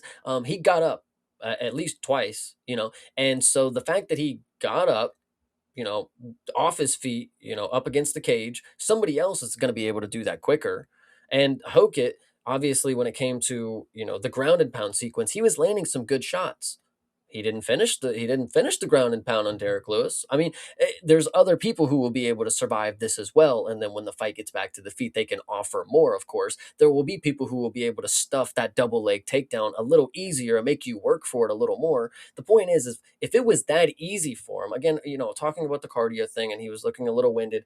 Fine. He did not get the ground and pound finish in the first, which then he switches to this is the armbar sequence that we're going to, and this is where it gets worse because Josh Hokit's character is, oh, I don't give a shit. I'll fight anybody, blah, blah, blah, blah, blah. Well, when you portray in the cage that you don't know how to finish a very basic, very simple, I mean, it's on a platter at that point against, I mean, I don't know what to tell you. You make yourself look very unprofessional. You look like you're not well trained at mixed martial arts. Like you are a good striker and you could do this, but you just let Derek Lewis lay in an armbar and you just fucking screamed your heart out. Like, I mean, it might have been a jokey joke thing at that point, but you're giving the martial artist a bad rep when you can't finish a simple armbar like that. That's Yeah. what made me mad about it is you're making it seem like everybody at your camp is horrible.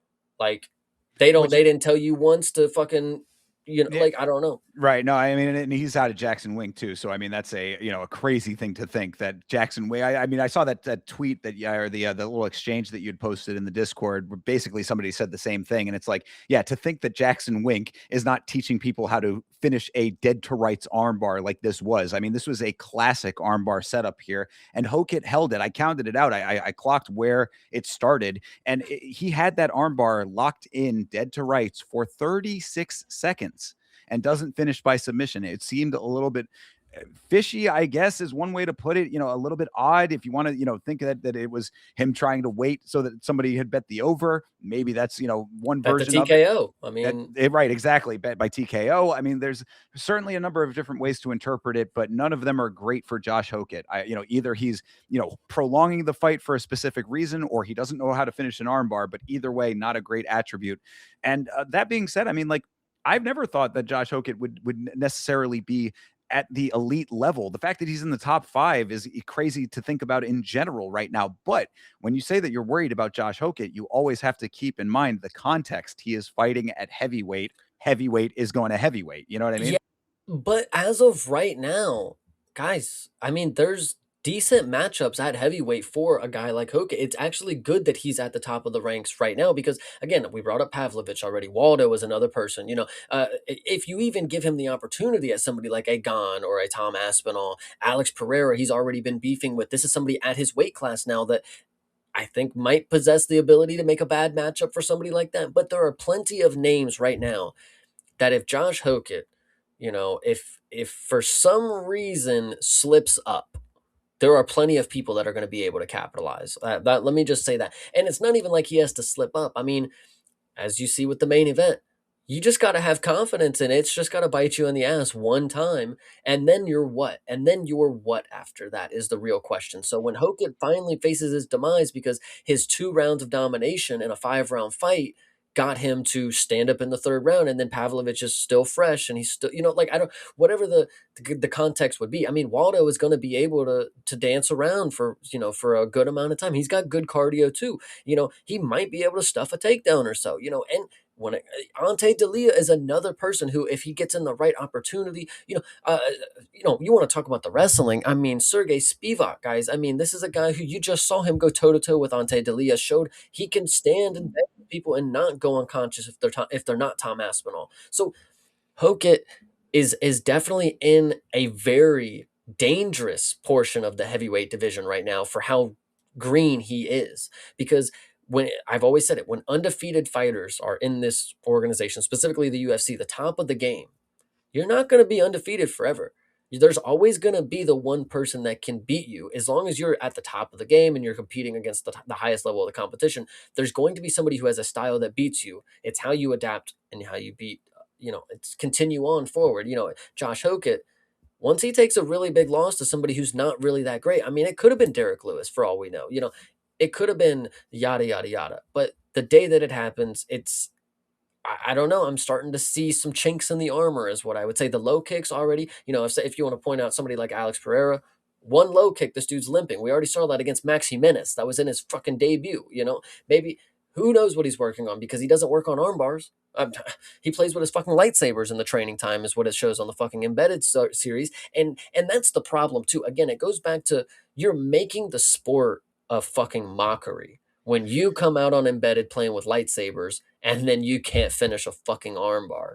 Yeah, no, I mean you're definitely right about that, but the problem is with when it comes to that aspect of Hokit, I would say is that the fact that he had the war with Curtis Blades and won on the White House now, he's already done enough to solidify the fans that already like him now based on what he does.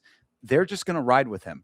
I mean, Mhm. that, because Colby had that same little bit. I mean, it took a lot of losses for Colby to finally start dropping that off. I mean, I think the majority of people, I think, really like were already knowing that Colby was, what he was doing, and they weren't really fucking with it too much. But like the base, the people that like he was playing to, the people he was grifting to, they were certainly still on board up until the very end there. Hokit, I think, has the same effect on people. Certainly in the conversations we've had, it seems like people are still riding with him regardless. And then having those wins, he takes a loss.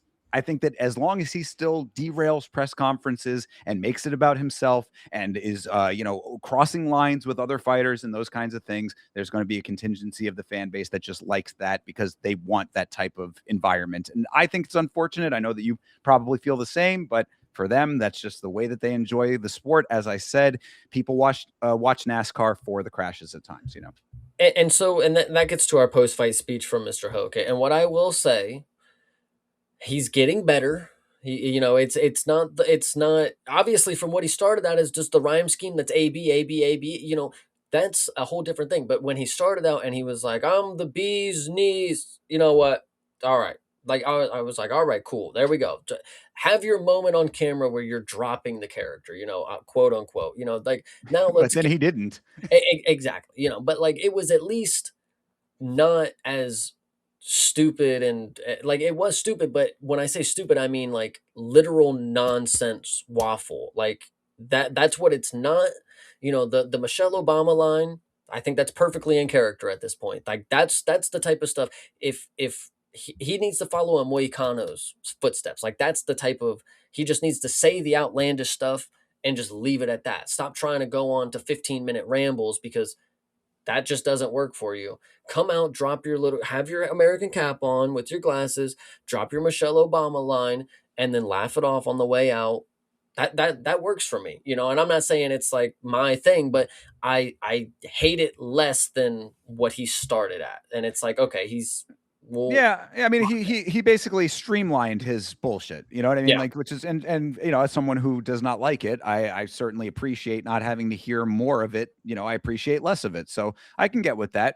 But yeah, I mean, he basically, he downed Lewis. Elbows and knees in the clinch, whatever. Lewis basically shut down, wins the fight that way. So he gives a chain to Trump. That's the first thing he did before all of this. He gives Trump a chain, and I found out that what was inside was an autographed card of himself.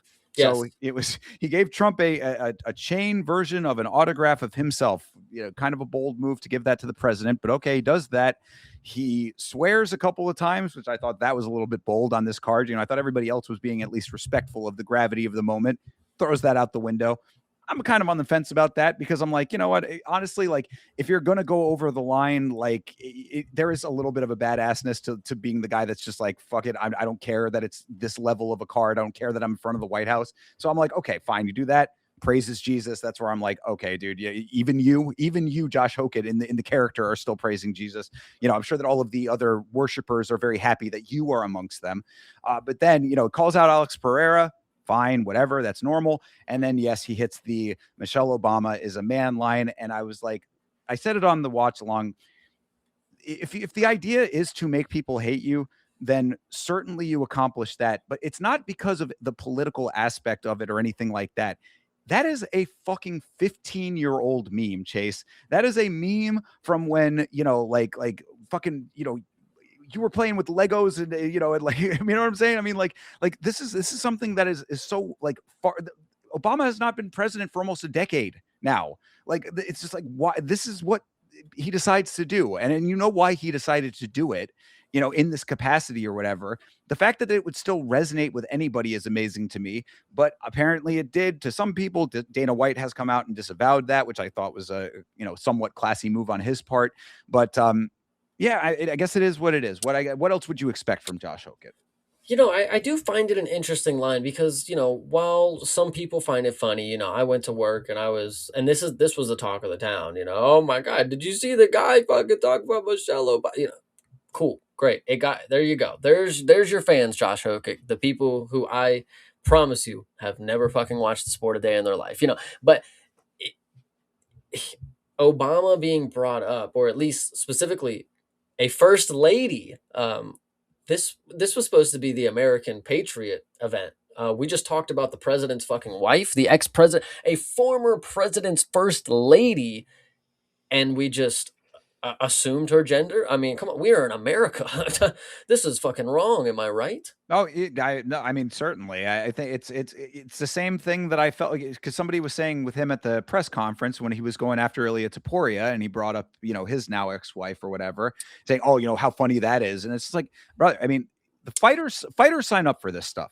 People on the outside do not. And I mean, those kinds of circumstances I know do cut to the core with that situation or whatever. But that's the mother of this guy's children that you're talking about here. I thought it was uncalled for. And then again, like you said, this is a unifying America presentation, and for that being the the way that he goes about it, certainly was more divisive than uniting.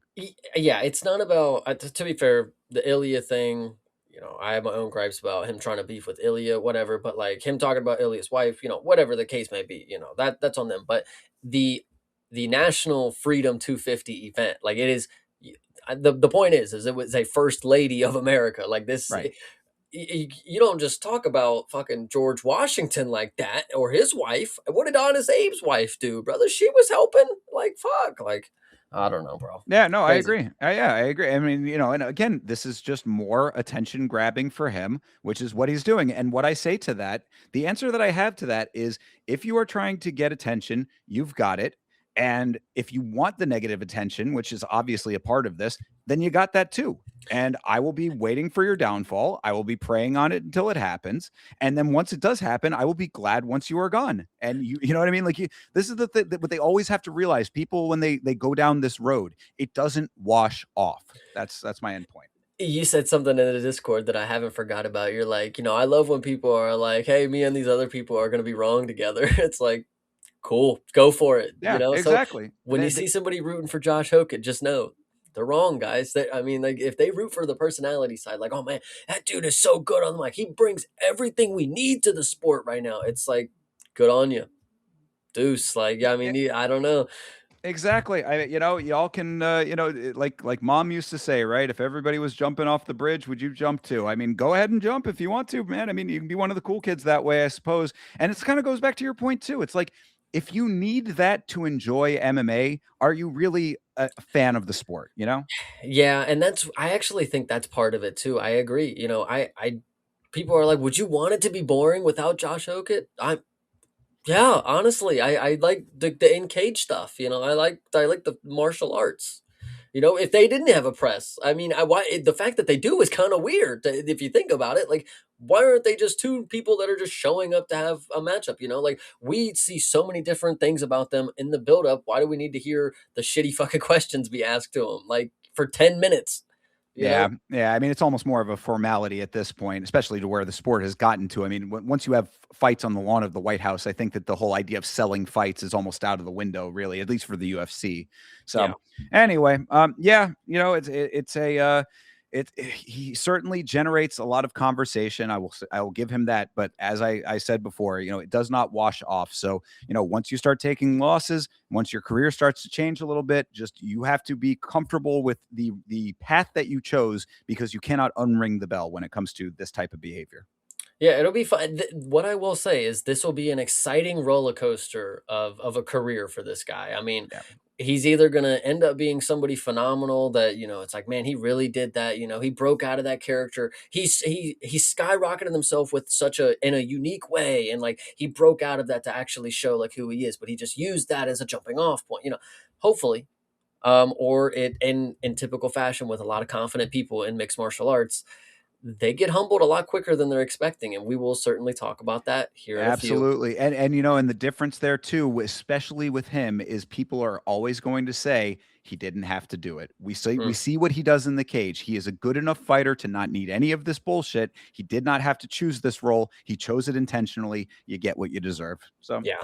all right, but in this moment, we kind of predicted this pretty much down the line. So congratulations for proving everybody correct in their assumptions. With this fight, uh, let's see what you do in the next one. We'll see who they match him up with. He's stop. What I mean, is he going to raise a rank off of this? I mean, is he going to be ranked fourth now or something like that? I mean, like he did get another win in fifth place. Nah, I don't know. He'll probably. I mean, it'll just be interesting to see who they give him next. Who is he Yeah, really? Who is he going to say yes to fight? Is really, if he continues to say yes to all these people, Derek Lewis is obviously a special circumstance, of course, but like Curtis Blades, I mean, that wasn't an easy task to say yes to, and then of course to go 3 rounds with him. So if he says yes to somebody like a Waldo, a Pavlovich, or somebody that is really going to give him a run for his money, I'll be waiting to see it. sure. Yep, same here. All right, well, that's about that with Josh and his antics. Let's move on to the next fight here. This, of course, is Sean O'Malley versus Eamon Zahabi.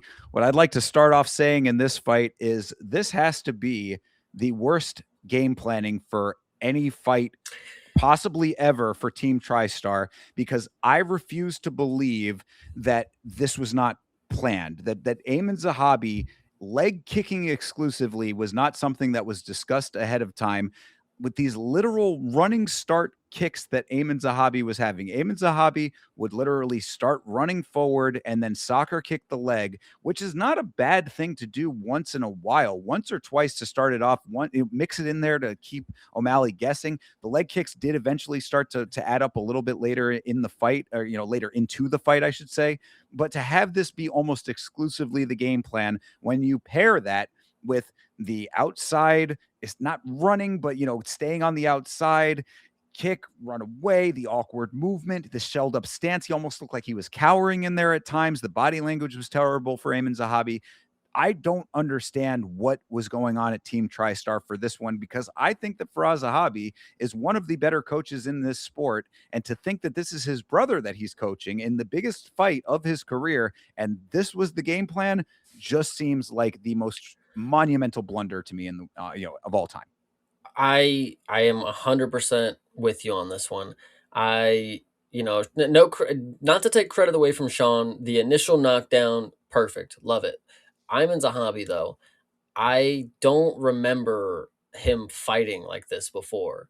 This was certainly the most awkward that he's been. I mean, he had kind of a half Philly shell, but then he would just like cross his feet and walk away, and then he like his whole style was come hit me over here, Sean, and then I'm gonna go walk over here. Come hit me over here, Sean, and then I'm gonna run and leg kick you. Like it it looked good, like, oh man, he's kicking the hell out of his leg, but it's like, what it stopped working. Like, Sean just started checking him, and then Sean, a sniper at heart, I love it. He got the knockdown, cool.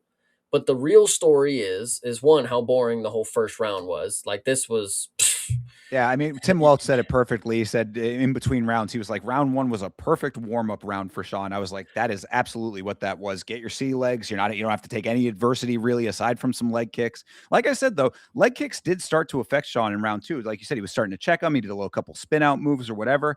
But you can't just do that and not expect Sean to figure out the timing, figure out the rhythm, figure out the distance. I mean, like Sean is going to do that.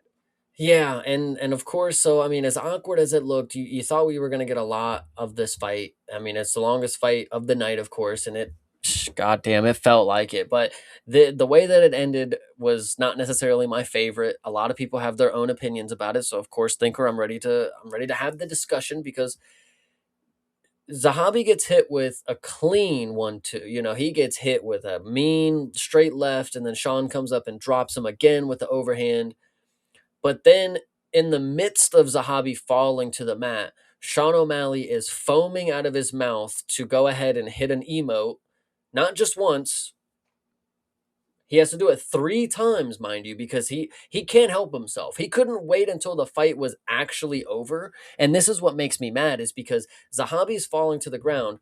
He's saluting, because when you're watching this, mind you, the camera angle that you get when you're watching this, you get a close up Zahabi falling, and then nothing happens. And you see Sean O'Malley in the background. You're like, oh, he's waiting for him to get up. He's waiting for him to get up. And then you see Herzog fucking waving it off. You're like, where was he even attacking him? First off, if the opponent is fucking emoting, brother, Mark Smith with the middle finger TKO with 1 second left, mate, he's not attacking him. How is the referee getting fucking fumbled into? He's pressured into ending the fight because there's Sugar Sean's moment. He's emoting. Why wouldn't I end it? He's emoting. And before I get your opinion, I'm actually I Tim Welch, brother. This dude posted on fucking Twitter of an earlier finish of Sean O'Malley where he, the ref didn't stop it as earlier and he gets a late finish, and he's like, this is what would have happened if Sean didn't emote. Your fighter stopped attacking the dude. Like, what did Jalen Turner get for it? Why did Jalen Turner not get any? Why did Jalen Turner not get to end the fight? He wanted to walk away from it and be cool.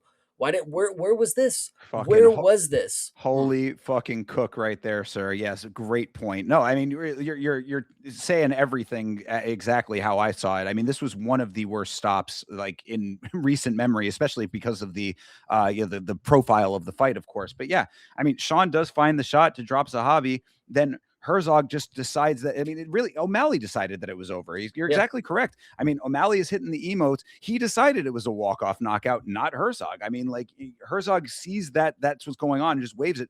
So what I will say, okay, this is the counterpoint that I had heard. Now, obviously, you and I are certainly on the same page when it comes to, oh, well, that would have just been what was going to happen anyway. Doesn't matter. Does not matter. So take that out of your mind. But what people had said, and I went back specifically to watch this, they had said, if you watch Ayman Zahabi go down, he goes down, he rolls over, he's down for a second, he's getting his bearings back, he's down for a second, he rolls over, and then he kind of stumbles trying to get back up. So that was their point of like, oh, well, he wasn't able to even get back to his feet. He must have been, he was dazed. How many times have you seen fighters in that exact same situation come back and be right back in the fight? Not even just fighters in general. In the last fight that Zahabi had, he got up and Jose Aldo kicked him in the fucking face and he flew backwards onto the fucking canvas. You know who didn't stop it? I don't know what his name was, but it was some referee that didn't. And you know who ended up winning the fight? Ayman Zahabi. So, there's countless scenarios. I mean, how many times have you seen a body shot where the ref, if they fall over, face plant to the mat, and then the ref steps in to save them from further action? But when you watch the main event, I saw a body shot that the fight did not get ended, but he clearly fell over. So where do we get across saying Ayman Zahabi was done, he was out of it, when I've literally seen him be in that exact same position and take a fucking punt to the chin directly after an outcome just like that. And you know what he did? He won the fight unanimous decision. He won that same round. And that's what, again, it's like, oh, but I mean, he was done. He was done. Was he? Was he? I've seen plenty of fights where no, they were not. Like Yeah, it's no, absolutely. And again, whether he was going to win this fight or not, it was the fact that he was not fully out and Sean, like you said, I mean, the bigger point I think really is the fact that Sean was not continuing to attack. If you had let the fight go like you should have done since he was not out, then he would have had the opportunity to come back into this fight if he really wanted to. And we've seen plenty of times people celebrating wins before, prematurely. We've seen people jump onto the cage when thinking that fights were over and then, having to get pulled back down like, no, this fight is still going on kind of thing. So yeah, this was ridiculous. I mean, like, yes, was he dazed? Absolutely. Was he rocked? Certainly. Was he falling over himself to get back up? Absolutely. All of those things are acceptable to see if he is still trying and still there enough to get himself back in the fight. Had he been out cold, obviously that would have been a knockout. And had he been, maybe if it was a prolonged thing, like the whole idea is like, it goes back to what I was saying about the UFC being the commission. If the referees were actually there, like making sure that that they were doing their jobs correctly, to be like, okay, is he actually out? Is this a stop worthy moment? It takes that extra second to gain the knowledge of that, and it was not granted there. It was just like, Sean's emoting, he's kind of has a stumble to get back up, fight's over, that's it. And I just don't think that tracks in allowing the fighter to have every opportunity to continue to do what they are capable of doing. Like, he was not out to the point of this being a clear cut definitive, this should be stopped. And I see chat comparing this to the Kyle Dawkins fight. It's like, where are you seeing the comparison when Sean O'Malley is standing there saluting while Ayman Zahabi is standing up, where Bo Nickel is standing on top of Kyle Dawkins while he cowers up? Yeah, I completely don't. different. It is absolutely different. That is very interesting that you guys are drawing conclusions there, and it just sucks because Sean O'Malley had himself a really cool finish, but the only thing that you think is, why the fuck is he emoting? Like, why is he so, bro? Like, it would have been a cool fucking thing if he would have been lifeless, like unconscious, and he's emoting and The- he fucking and like like. and to the same point, all Sean needed to do was go and ground and pound to get the same finish. He could have absolutely had this, no problems, no questions asked. It's really just the mentality. It's really the mentality. He was fucking seething to fucking emo. On the White Exactly. House, I gotta look at the flag. I gotta fucking emo. I just dropped him. The fight's over, of course. But like, yeah, of course, of course. For Sean O'Malley, yes, I know we have to end the fight and make sure he gets the cool salute. I know. I got it. I know, guys. It's whatever though. Yeah. No, I mean, this I think is people wanting this to be a different thing than it actually is, which is fine. Look, you got your moment there. Sean gets his emote. So congratulations on that. You get a nice little, yet another highlight, and this is going to be one that'll be played before Sean O'Malley fights coming forward. So, I mean, that's certainly the thing that you get out of this. But to think that this was a good stoppage, I think I mean, either it's bias or it's not recognizing what the situation was. That's the only way I can look at it. Right, everybody deserves an equal chance, of course, but Right. if your opponent is emoting over you while you're trying to stand up, I don't think, or walking away, Roman Kopylov and Chris Curtis, it ended with 1 second left, and it gave Roman Kopylov a TKO while he's walking towards his corner. How's that fucking work? Right. Like, so plenty of situations have ended just like this. Mark Smith, is a culprit, of course, with two specific ones. And then Jason Herzog on this event itself had two moments where he's like, just decides to do whatever the fuck he wants, Yeah. and we'll talk about the main event, of course, as well. So the whole officiating crew really they just, they did what the fuck they want tonight. They made sure that the fights went the way that they were going to go. Yeah, yeah. I mean, prioritize entertainment, perhaps. You don't get the same gravitas if he has to go and ground and pound. Like you said, you want the emote, you want the walk-off version of the emote. So there you go. Herzog making it happen. Congratulations. It was a team effort. Yeah. Yeah, it was whatever, man. I hope Sean, I hope he sees the pictures of him doing the salute while Zahabi's like getting up. Like, cause in my opinion, man, that ruins the fucking picture, doesn't it? Man, I didn't cold him. Damn, I was saluting and my opponent was still alive. Yeah, What am I and fucking doing? think about how great it would have been had Herzog actually let this go on, as it should have gone, and Zahabi does get some second wind, comes back, and just takes Sean down at that point, and the fight becomes a completely different story. But everybody's gonna sit here and say, but that's not what would have. You would have just ground and pounded them in 2 seconds. The fight would have been over 2 seconds later. Again, would it have been? And we're going to talk about this fight here in a second, where I saw some pretty vicious, and illegal ground and pound, and the fighter was still able to get back to their feet. So, would you like to roll us into this Yeah. next fight? And right. And my last point to what you're saying there, though, is just to say you'll never know. You know what I mean? Like, you say that you're very confident in believing that, but you'll never know because it wasn't allowed to go there. So either Yeah. way, yes, let's roll on to the next one. Of course, this is the co-main event of the evening. This, of course, is Alex Pereira versus Cyril Gane. This, of course, is also for the interim heavyweight championship here. Okay, so this fight did not go the way that we wanted it to. Towards the end of the week, I will admit I was starting to get the aura from Alex. I had picked Alex initially, don't get me wrong.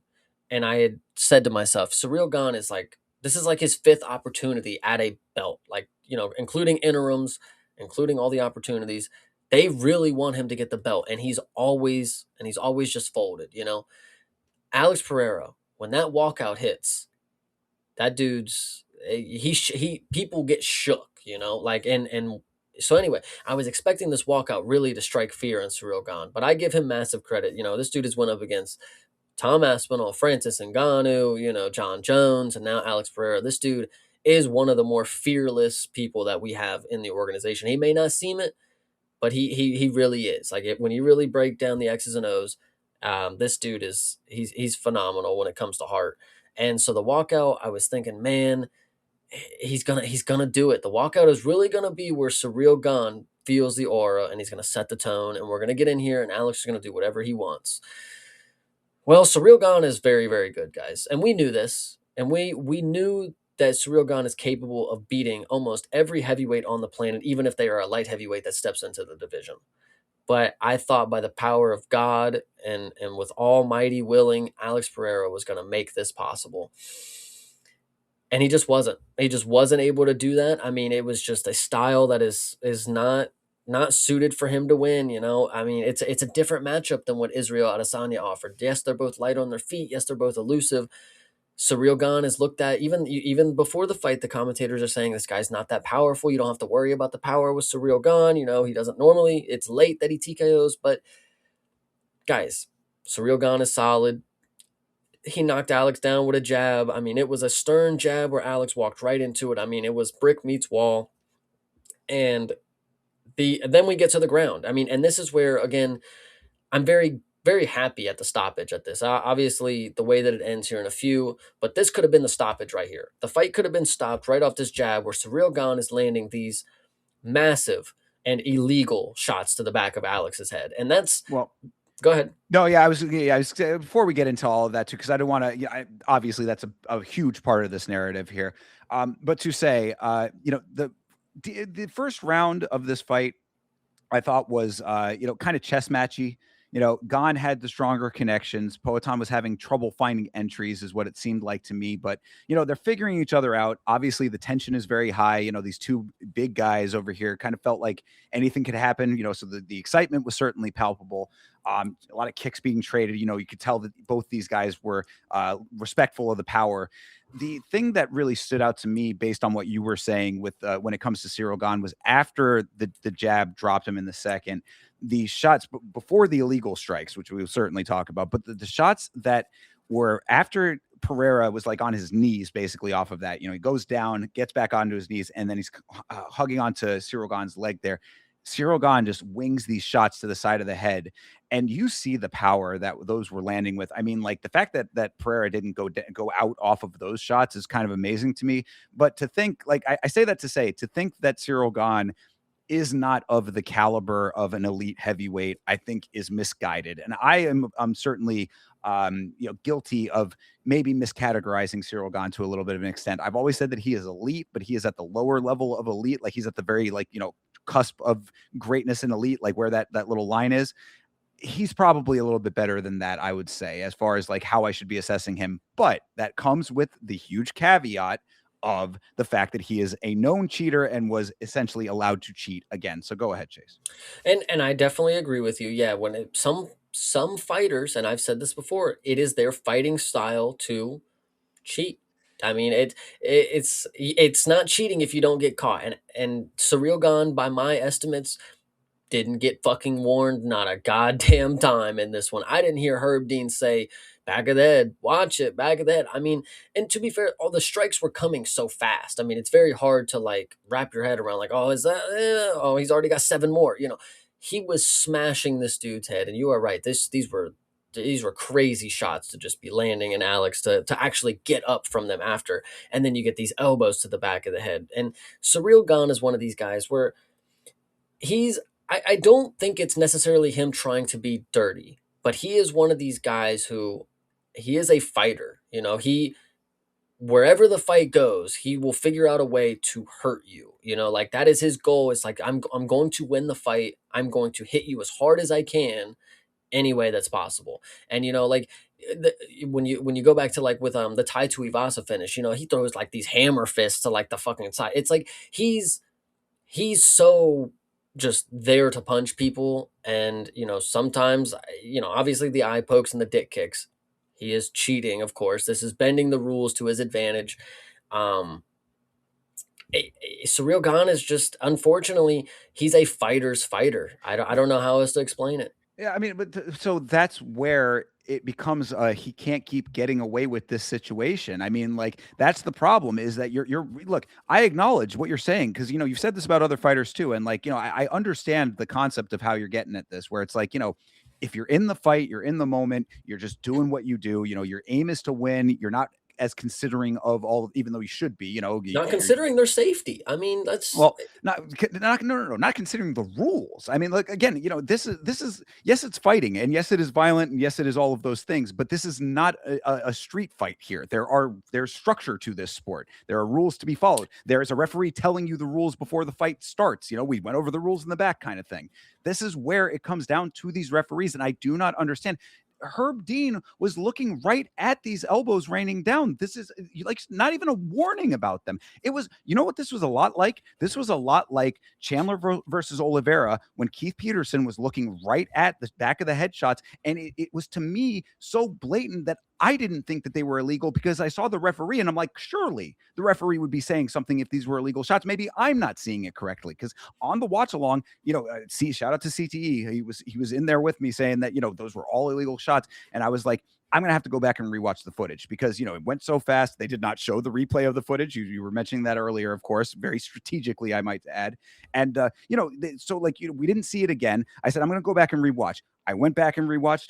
I mean, the majority of them were illegal shots. Maybe one or two might have been legal in the flurry of it. But for Herb Dean to not say anything about any of that with it as blatantly as it was such a bad look for Herb, who I was defending on this very broadcast too. I was saying, you know, Herb gets a lot of flack. He's still one of the better referees. Then this happens, and I'm like, dude, you cannot let this guy get it. Why is every referee letting this guy get away with this shit? it. You know, it's subjective when it comes to the referee. I mean, he has to believe that you're not attempting to you know, break the rules. You know, if so It for doesn't matter the some. attempt, though. It matters what's actually happening. But they must be believing Surreal Gone is he, you know, and I get what you're saying, but like it's coming so quick, you know. Obviously, it's hard to track, you know, to correct him on the first punch because he's already on the fifth. You know, it's like in the moment, what he's doing, the referee is believing like there's no way he's attempting to hurt him, you know, to hit him in the spine, to elbow him in the back of the head. Like that's what Herb is believing. Because if he wasn't, he would be saying, "Watch it, don't do," you know, like. And there was none of that, you know, and there never is. And Surreal Gone is one of these guys that gets away with it. I can't tell you why or how, but he does. And he is winning fights, not because of that. This is not because of that. Obviously, he dropped him initially, and shots that were legal would have done the same exact thing. We would have still been in the same position. It got back to the feet, and Surreal Gone gets to tee off on him again. And the stoppage, you know, Alex obviously wasn't unconscious, but I mean, you gave him plenty of time to fight back, and his legs were noodled, and it was just time to stop it. You know, unfortunately for a guy who's trying to reach, you know, greatness. You know, I mean, sometimes it's not in the cards for you that day. I think he might have a massive comeback and, you know, do a lot better potentially, but as of right now, that fight needed to be stopped where it was. You know, I mean, after the illegality of the shots that he survived, stopping him on the feet, I would say, wasn't the worst move there because, yeah, he's probably already really fucked up. Oh yeah, for sure. But I mean, like, had the illegal shots been recognized, Pereira would have gotten the time to recover. This could have been a completely different fight. And again, I'm not saying that I want there to be some technicality that gives you the win or anything like that. I Mhm. certainly would not be satisfied with, oh, he only was able to come back because he had that time to recover or any of that kind of stuff. I'm not looking for that, but I'm also not looking for a blatant cheater to be able to have the bandwidth to do that. So like they're just, I mean, like, he is a no, this is known within the combat sports community. Everybody knows that Cyril Gane is a cheater. You'd think that the referees would be keenly aware to look out for that. So, but it's Yeah. just, he just keeps getting away with it. So yes, you are correct. If it's going to be deemed as legal because nothing ends up happening with the referee, then this is the outcome. As far as the stoppage goes itself, I was pretty okay with all of it. Only because it was a damned if you do, damned if you don't situation in a fight like this. Basically, going back to the Amin Zahabi situation we just talked about. Had it been stopped earlier, when it probably could have been stopped with the initial drop and all of that, it would have been, oh, that's an early stoppage. This, some people thought, was a little bit late. Again, I'm always erring on the side of lateness, only for the only so that the fighter has the complete ability to try to make a comeback, which Pereira had a brief little moment of trying, but you knew it wasn't going to be there after all of what he had taken. So I was okay with the stoppage, but again, the illegal strikes to the back of the head really put an asterisk on this. They really taint this fight for me. And Cyril Gane just, again, he cannot keep getting away with it. Yeah, I agree, and I think one of the worst production things I would say that happened here was because they had the U.S. belt, and then they had the regular belt. They should have just only done one belt because Surreal Gun holding both of those belts there awkwardly while they interview him was pretty funny. It's like, one, it's an interim, and two, it's the USA belt. You're French, like you're just holding shit. You're just here holding shit, brother. Like I don't know. Yeah, you're the guy with the big trench coat that has all the watches on the inside of it. You're just holding them out like that. Anyway, yeah. So fair enough though. Cyril Gane is your interim champion. DC said he showed up like the guy that fought Tom Aspinall. I said, yeah, no shit, he cheated like that guy too. But he did win the fight, and Tom Aspinall has said that he is certainly down to fight Cyril Gane in France. Isn't that interesting? Is that what happens, Chase? I'm I day after the White House, it seems like he's ready to fight. Interesting. Okay. I believe it. I look, we've talked about that many times. We don't need to relitigate the Tom Aspinall situation with his whole eye situation and everything. But the fact that he is, willing to go back and run it back, I mean, this is the big opportunity that he has been waiting for to right the wrongs of the past potentially. What? No, no, no. He says he would do it. That is Oh, different you than think that actually you doing think it. he's gonna duck? You think Tom Aspinall is going to duck I'm not saying that he will. I'm not saying that it's likely or anything, but saying that you will run it back with somebody, that's a lot different than actually doing it. I So, mean, yeah, it would be. from all I know, he's not cleared. From all I know, he still can't train. Well, and the other thing too, of course, Eddie Hearn has said he does not want Tom Aspinall to fight for the amount of money that's in his contract right now. So, there And you could be know what some. that means. Yeah. And you know that means Tom Aspinall ain't getting no more money than you thought he was going to get. He's getting a vacancy of his belt, and Surreal Gon will just be crowned the champ, just how Tom Aspinall was crowned, just on his fucking couch. Now you're the heavyweight champ. Hey, Surreal Gon, you have two belts. One of them's the USA one. Now you're the champ. So, Yeah, legit. One late night in Azerbaijan, all of a sudden Cyril Gane is the undisputed. But we'll see. We will see. I mean, that at least this is interesting. At least this sets up the writing of that fight, because I have said for the longest time, and Tom Aspinall certainly has not helped this situation, but I have said, there does need to be a conclusion to that storyline based on where we have left it off. So hopefully it does get finished up. If they want to do it in Paris, bon voyage, I guess. Bon Gamin. Yeah, indeed. But yeah, unfortunate for Alex Pereira. We were all pulling for him. We'll talk about the whole idea of people reaching for greatness in this way after the next fight. But there is certainly a case to be made that, sometimes these guys fly a little bit too close to the sun, I guess. Going for a 3 division champion is a feat that no one has accomplished for a reason. Will there be someone to do it? I would say probably within our lifetime there will be, but it's obviously it is a monumental task for a reason, and it was not to be for Alex Pereira in this moment. Yeah, absolutely. It's unfortunate too. This one hurt, man, Oh but yeah, it hurt for it everybody. It hurt for the crowd. I mean, you saw. Granted, look, Sirogan being French, I'm sure did not help this. But regardless of that, Poatan getting a massive crowd swell. I mean, like this guy, he's a superstar. We all, like everybody knows Alex Pereira. Everybody is a fan of Alex Pereira.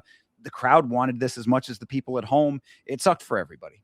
Yeah, absolutely. But thankfully this main event was something to take my head off of the I was Alex going to say, Pereira loss.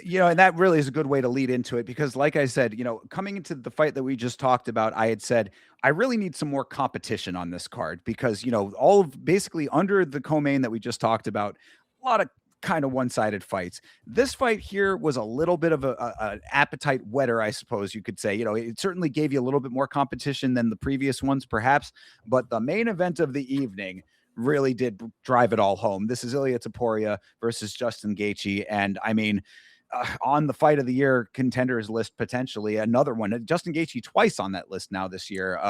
Based off of the fight with Paddy Pimblett, if you still think that is deserving of being in that conversation based on what we've seen since then. But that being, regardless of your thoughts on that, this fight here. I mean, Justin Gaethje proving the world wrong. Chase, is this amongst the greatest upsets in the modern era of this sport? Oh, it absolutely is. I mean, I even said this back when it came to Paddy Pimblett. If you remember, I mean, there was questions if he had staff. He looked a little labored in the matchup. He didn't look like he was in the best shape. And he won that fight very convincingly. Yeah. And I had said that is one of the best performances, of all time potentially, and then here we are, and I said if he beats Ilia, I mean, it's no doubt. I mean, fighter of the year has to be Justin Gaethje. I mean, you blow a lot of things out of proportion when somebody wins the belt. Oh, he's the champion. Of course, Islam's a champion. He fucking defended it once this year. Of course, he's the fighter of the year, But when people actually put on performances that are like, he was counted out in both of them. He wasn't even supposed to be the interim. He wasn't even supposed to be the champ. He was supposed to get dropped down to fucking like 10th ranked after Paddy whoops Supposed to him. retire. It, I mean, there you yeah, go. amazing. So everything is absolutely insane about this. And he was the perfect dude to really make this upset. Everything about Ilia, when you watch it back, I mean, you can see the signs there. I remember when he had the walkout, right? And he's walking down the aisle and he takes a look at the president photos and he looks over at Trump and he like winks and he's like, he gives the look like, appreciate you for this opportunity, boss. I'm about to go out here and fucking make myself known. And so like when you're watching him line up and he's got like that smile on his face, he's got the the new slick back hair kind of deal. The writing really did feel like it was on the wall after the fact. I was like, God damn, it really did bite him in the ass. The day came because when the fight started, first off, Ilia had this new stance. I don't know if you noticed this, where he's gonna stick his hips outwards and his feet. And I was like, what the fuck? This is not, please, God, no, please fight normal. What are you doing? So he came out here with this weird new stance. First round, whatever. Second round, Ilia, obviously gets the body shot. He was working him. The power was thudding. This was Ilia right here. This was the Ilia in round two. Knocks Justin down. And then we get to this grappling sequence. And this is where ego is a motherfucker. Because I want you to remind yourself of how Khabib finished Justin Gaethje.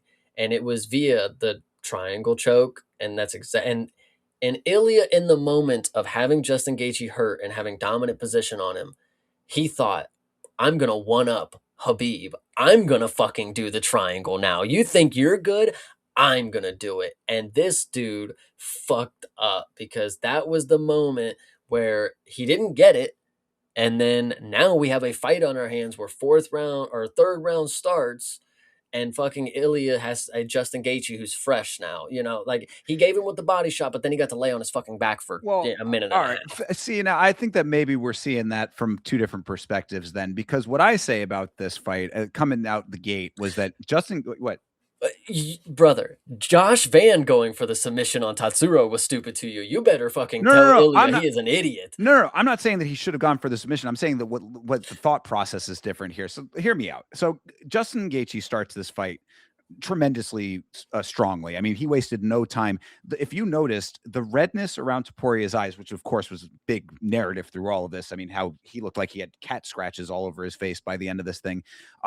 That redness started from the very first jab. by the way. I especially went back to look for that, specifically because I in my mind was clocking it in real time on the watch along, and I was like, did it start from the very beginning? Yeah, it did. Justin Gaethje hits like a truck. So I mean, like this all was in motion from the very beginning. But going through that first round, they're touching each other up. That first round was really electric. I mean, by the time that they got to that sequence where they were really trading towards the end of the round, it was like, wow, this is really getting in there as a great fight. Uppercuts are working for Justin. Justin has a great sneak uppercut, by the way. Like just in general, if he has a position where he can land an uppercut, he takes the opportunity, and I'm like, that is a really effective thing for him. So good deal for all of that. Ilia has a very solid chin. He's taking a lot of power shots. This is a great fight. Fantastic start to this fight. The damage comparison was very noticeable going into the second round. But like you said, Ilia has a really good second round. He's working the body over very well. Ilia, he touches the liver to the point where Justin starts to go down. This is where I think we deviate a little bit from the thought process. I don't think that Ilia was going in there with the express mindset of I'm going to one up Khabib. I think Ilia was going to the ground out of the fact that he had put a lot of effort out in that first round. And I don't know if it was maybe because he was gassing a little bit from being outdoors, or if he was scaling for late game, or if he just needed a rest just because of how much effort was put out in the earlier part of the fight. But I think that he almost had to go down to the ground and do a little bit of grappling because he didn't have he didn't have the gas tank at that moment to go in there and just hammer fist or stand him up. I mean, those were like, because when he had him down, I was thinking to myself, if he had stood back, you know what I always say, step back and tell him to stand up. It was a liver shot, bro. Like, he might not have been able to stand up in that moment, just like immediately. I mean, granted, over time, in a quick amount of time, I would say generally the liver damage does start to dissipate rather quickly, but that initial impact it shuts your whole body down. So if he had backed off and just stood him up, he probably could have gotten the knockout there. Or if he had not gone into a full mount and done hammer fist from the side, possibly could have had that. I don't think he had the tank to do any of that in that moment. Either that, or he was conserving energy for later in the fight. Those are the things that I thought. So I'm not saying that like that you're necessarily wrong, because we do know that the ego is obviously a huge thing for Ilia. It's not even ego, it's self-belief. It almost transcends ego. But I don't think that was what that was in that moment. So that's all I wanted to say in that regard. Yeah, I mean, and then so you go into the third round, of course, and this is where the damage starts to wear like so hard on Ilya. I mean, obviously his eyes are fucked. Justin's punching him right in the eyes. This goes back to, and I hate to keep bringing Tom up, obviously, but this goes back to the old adage, just like they're literally punching each other in the eye region all fight. Like if their eyes look like this at the end of it, a poke might not have been the easier way to go. Like you could have took that and went on about your day. What Ilya is gonna go after, like, bro, this dude is fucked. His eyes are literally swollen shut. His orbital is literally broken. At the end of the third round, we get a fucking doctor to come in here, and this is where the fucking shit hits the fan, because you have a doctor come in here. No, he can't go, brother. I mean, he's no, he's not gonna. I don't think he should go. I don't think he should go. The doctor, the dude whose opinion we are supposed to take for the fighter's safety, and this is a problem because again, it goes back to equality. Fighters need all the same opportunity. Ilya, and actually, I want to make a point as well. The fight should have been stopped. If the doctor said, "I don't think you should continue," that should be it. I mean, some doctors are more lenient, but the doctor is the doctor. I can't. It's the same as the ref. It's subjective at a certain point. Irene Aldana gets to continue, but he said he doesn't think Ilya should go. That's unfortunately what the case could have been. And the point that I would say is, in Mark Goddard's case, he's making the judgment call. Get the doctor out. Is the fighter wanting to continue? When he thinks about that aspect, if you look at Ilya at the end of round 3 compared to round 4, he looked like a fighter who wanted to continue. At the end of round 4, he did not look like he wanted to continue anymore. Even the brother, he was trying to will him in there. No, we're not going to call it. We're not going to call it. But Ilya is just face down, just like Oh sitting on yeah, the he stool. he Like was done. Yeah. so, like I do understand Mark Goddard's perspective. Like if the fighter wants to go, the doctor, you can't take this opportunity away from him. But literally, the doctor is saying Well, you should not continue. right, and that is the ultimate takeaway for me. Yeah, so Ilia's corner calls for the doctor between rounds, saying Ilia can't see. They called for the doctor, saying that he couldn't see. So I mean, off rip, we're already in fight stopping territory. If the corner is saying this, doctor comes in, also says he can't see. Ilia does protest at that point. And then there's that second doctor, I guess, or that second guy who was also part of the equation that was like kind of on Goddard's like the side of Goddard, and like they were conferring a little bit, whatever. So he, this other guy, the second doctor, is also talking about this all stuff. He's advising in some capacity. Ilia says he wants to keep fighting. Goddard lets the fight continue. So I watched the great and powerful Dr. Brian Sutterer. I don't know if you're familiar with the YouTuber Brian Sutterer, the doctor there. He broke the situation down, and what he said, I thought was very interesting. He said that himself as a doctor, people I guess have asked him, would you ever be a ringside physician or whatever?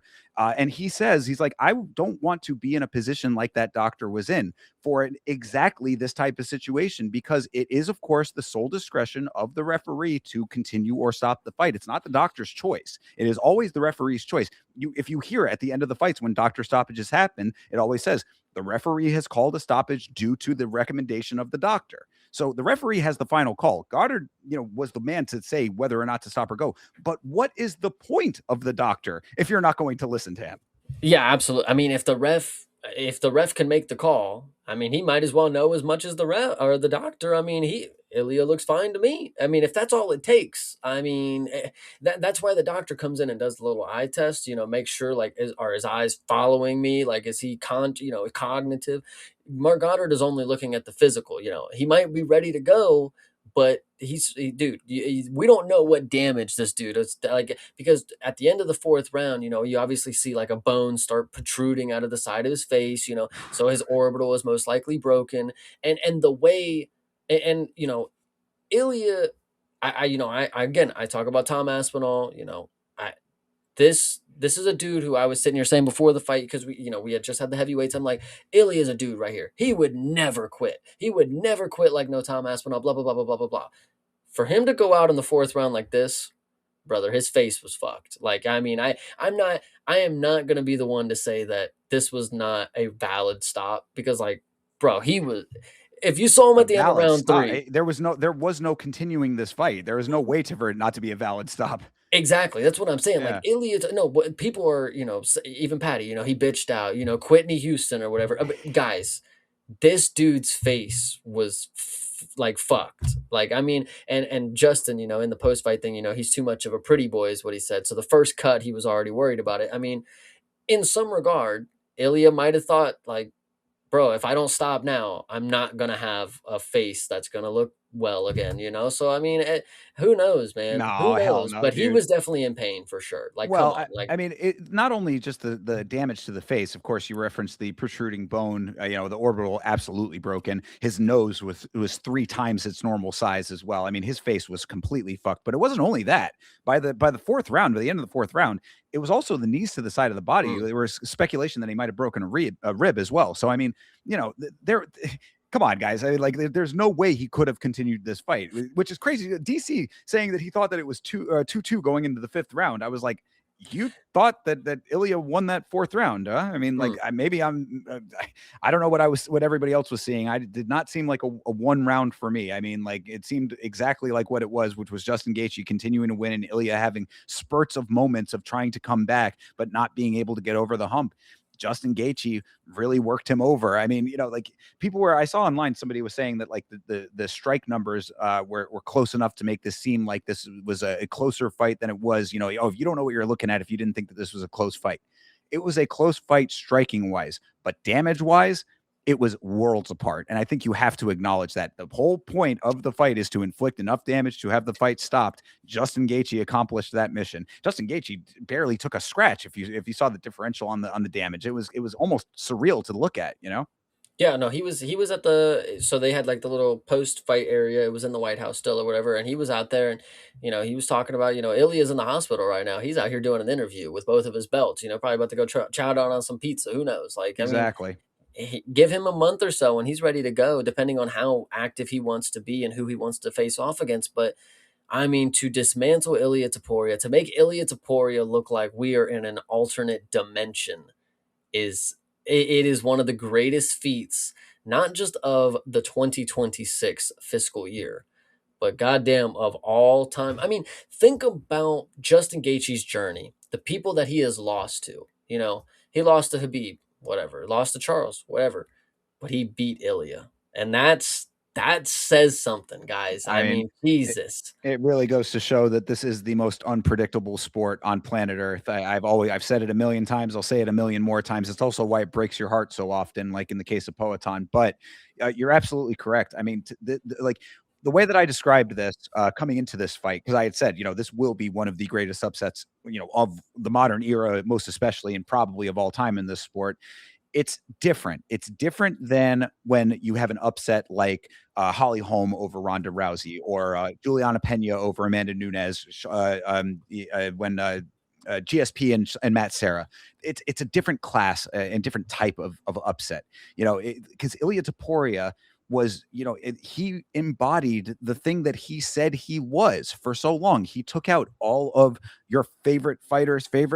He was the guy who was unstoppable. He was the guy that was celebrating wins before they happened because he knew they were going to happen. He had that level of, put it out into the universe and get it back in kind. All of those things. That is what makes this as tremendous of an upset as it is to me, is the fact that this was a person who had done up until this point everything, literally every single thing, including moving weight classes and being successful at a higher weight. He has done everything that he said he was going to do. Justin Gaethje, at 38 years old, a dude who was on the door of retirement, threatening to retire if he did not get this opportunity, goes out, beats Patty, in a convincing fashion there, and then is able to dethrone what was considered to be an unstoppable fighter. It really does not get much better than that. It absolutely is pretty crazy. I mean, Justin Gaethje, fighter of the year. I really don't have anything else to say. I mean, he came in here and he did the impossible. Truly, he made Ilya not look human, not look bad. He made him look like his son. Like that's Yeah. just how it is. And all on the lawn of the White House in front of the president, pretty crazy.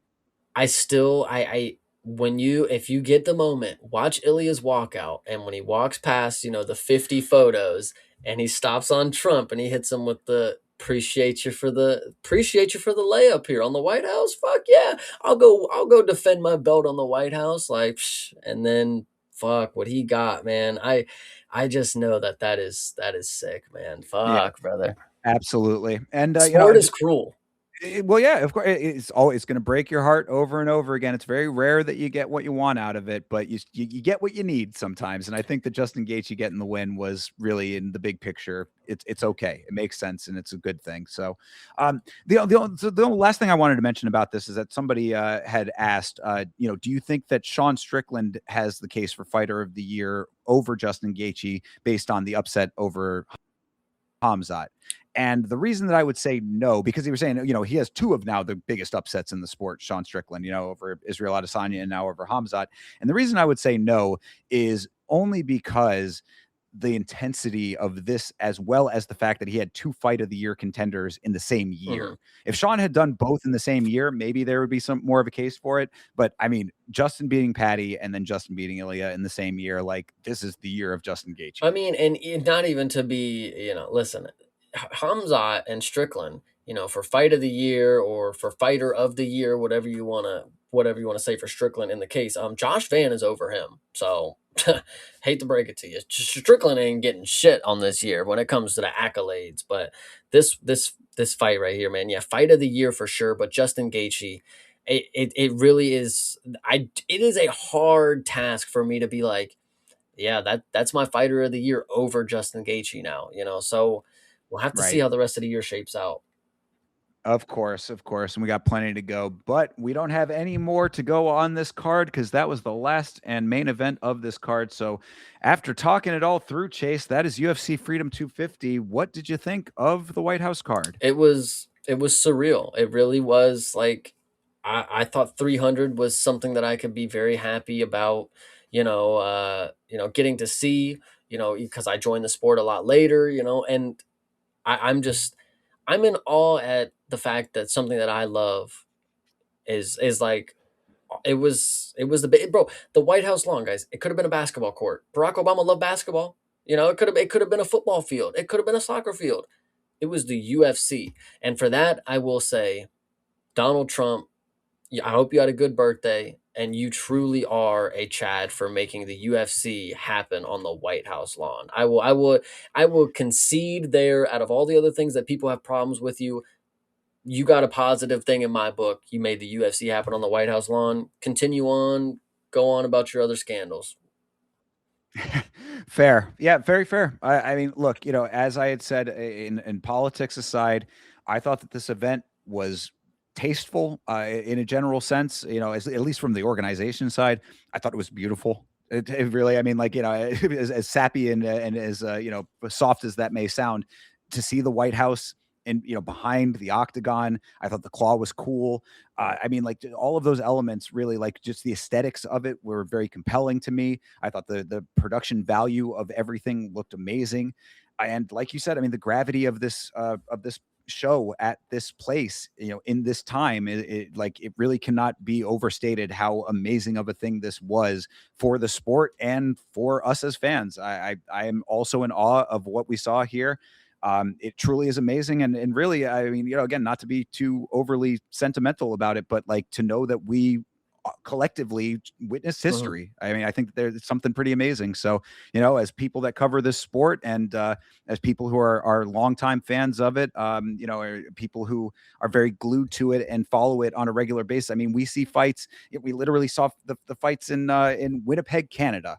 Wouldn't necessarily say that that's like, a monumental location for fights, right? I mean, great place, whatever. Not trying to diss Winnipeg specifically, but you know what I'm saying. We see fights all over the place. We see fights in many different places in the world. To see fights at the center of the free world, in front of the president, no matter what you think of the president, the fact that it was in front of the sitting president of the United States at this level, there really, I don't think, will be anything like this again. So to have been here for it, I think is a very special So a thing. few years down the line, maybe decades, even millennia, depending on how long the human race makes it, when there is an AI video explaining what happened at the White House for the UFC event, you can say, I watched that. I didn't have AI is telling me what I got to witness, So there you go. Absolutely. Yes, most definitely. We will be training that There you AI. go. Absolutely. How about it? So, that being said, guys, that was UFC Freedom 250. Congratulations for all of us who were able to watch it because, yeah, it really is something And happy special. birthday, Trump. And I mean, it wasn't for his birthday. Remember, you can't say that to It the was for lawsuit. me, Okay. damn it. Exactly. But yeah, hey, again, like I said, politics aside, Trump did make it happen. So shout out to him. I mean, look, UFC could not have happened the way that it happened without Trump. So really, you have to always keep that in perspective, regardless of your political And the feelings. last thing, shout out to the blind Yes. veterans out there. Go get your meta I like glasses right now. Yeah, and very much appreciate that the organization did that, and I'm glad that you highlighted that as well because that really is a very noble thing that they did with that. Granted, it might have been a little bit of a layup because of the meta connection, but they didn't have to. They didn't have to do it, so I'm glad that Yeah, they and if did. you want me to ruin it even more for you guys, yeah, it might have even been a tax break. If they donate stuff to the army or veterans, bro, they probably get hella shit back on that. But good things bring good things. I think it's a great start. Yeah, exactly. I think to look at it cynically would be the same as like looking at Mr. Beast cynically when he does good Correct. things. It's like, yeah, is he doing it for other purposes as well? Sure, but at least there was some good that came out of it. Absolutely.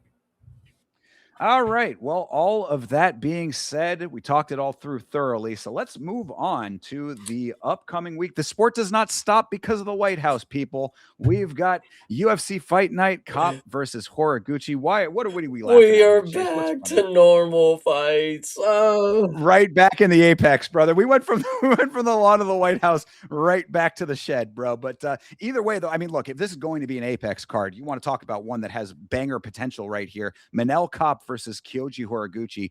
I mean, honestly, like the White House card was super awesome, and I'm super happy that we got to witness it and all of that. I am really looking forward to this This fight. fight this fight is good. This fight is great. Oh, The I'm the sorry. picks, the God, we picks. all do it. Yeah. You need to be the one to be the reminder, Chase. I'm always going to keep You're steamrolling correct. it. I had it up. My apologies. So for the on the night, I had gotten 3 out of the what is it, 7 that we had? We had 7 fights. I had 7. gotten 3 correct, and then you had gotten 2. So the totals for now 148 for Chase to 126 for Thinker. Yeah, I hate that we started doing this. Next year we're gonna start off strong again, and then trust me, new things are coming. But We still got half a year here, brother. I'm still coming back. I don't give fair. a My fuck. bad. I'm not trying to rub it I'm in. only down by one more. Only down by one more here. There's only one additional point behind because of that card. So anyway, back to the topic at hand here. UFC Fight Night, Kape versus Horiguchi, happening at the Apex. Manel Kape, Kyoji Horiguchi. What do you say? This fight would have been a fucking banger in Japan. I don't know what happened to that, man. We were supposed to have an event in Japan. Tatsuro had a fight. Manel Kape and Horiguchi are having a fight. Who the fuck's going to headline Japan if we actually do end up going there? Because Dana was very adamant that Josh Van and Tatsuro were looking at Japan, and it didn't happen. So here we are. I'll tell you what happened, though. One samurai happened is probably what it is. Sapped all the goddamn money. Anyway, so Manel Kape versus Horiguchi. This is going to be a good one. And I'm really confident in Horiguchi. But, this is a rematch. And I believe Horiguchi has won previously. This was back in Ryzen. I want to pick Horiguchi because I do think that he has a cool skill set. He's got he's the karate kid, even though we've made this point before. The karate kid wasn't Japanese, whatever. He does have a fun style. He is very talented, but I think you want to pick Horiguchi. So I want to go ahead and pick Manel Kape to win by first round knockout because he has 15 of them things out of his 22 wins. And for flyweight, that is pretty nuts, guys. And he's clearly got boobs in the picture. So. Oh, well, that goes without saying, of course, off cycle Manel Kape coming back strong, Yes. But no, I mean, honestly, I sad to say, I was kind of leaning toward. I'll take Kyoji Horiguchi because I do think that he has done some great things since he's come back, and I take it with full knowledge that I'm probably going to be wrong want about this Kape? pick. I'll take Horiguchi if you want to. If you were planning to take Kape, I'm gonna try to differentiate a little more because.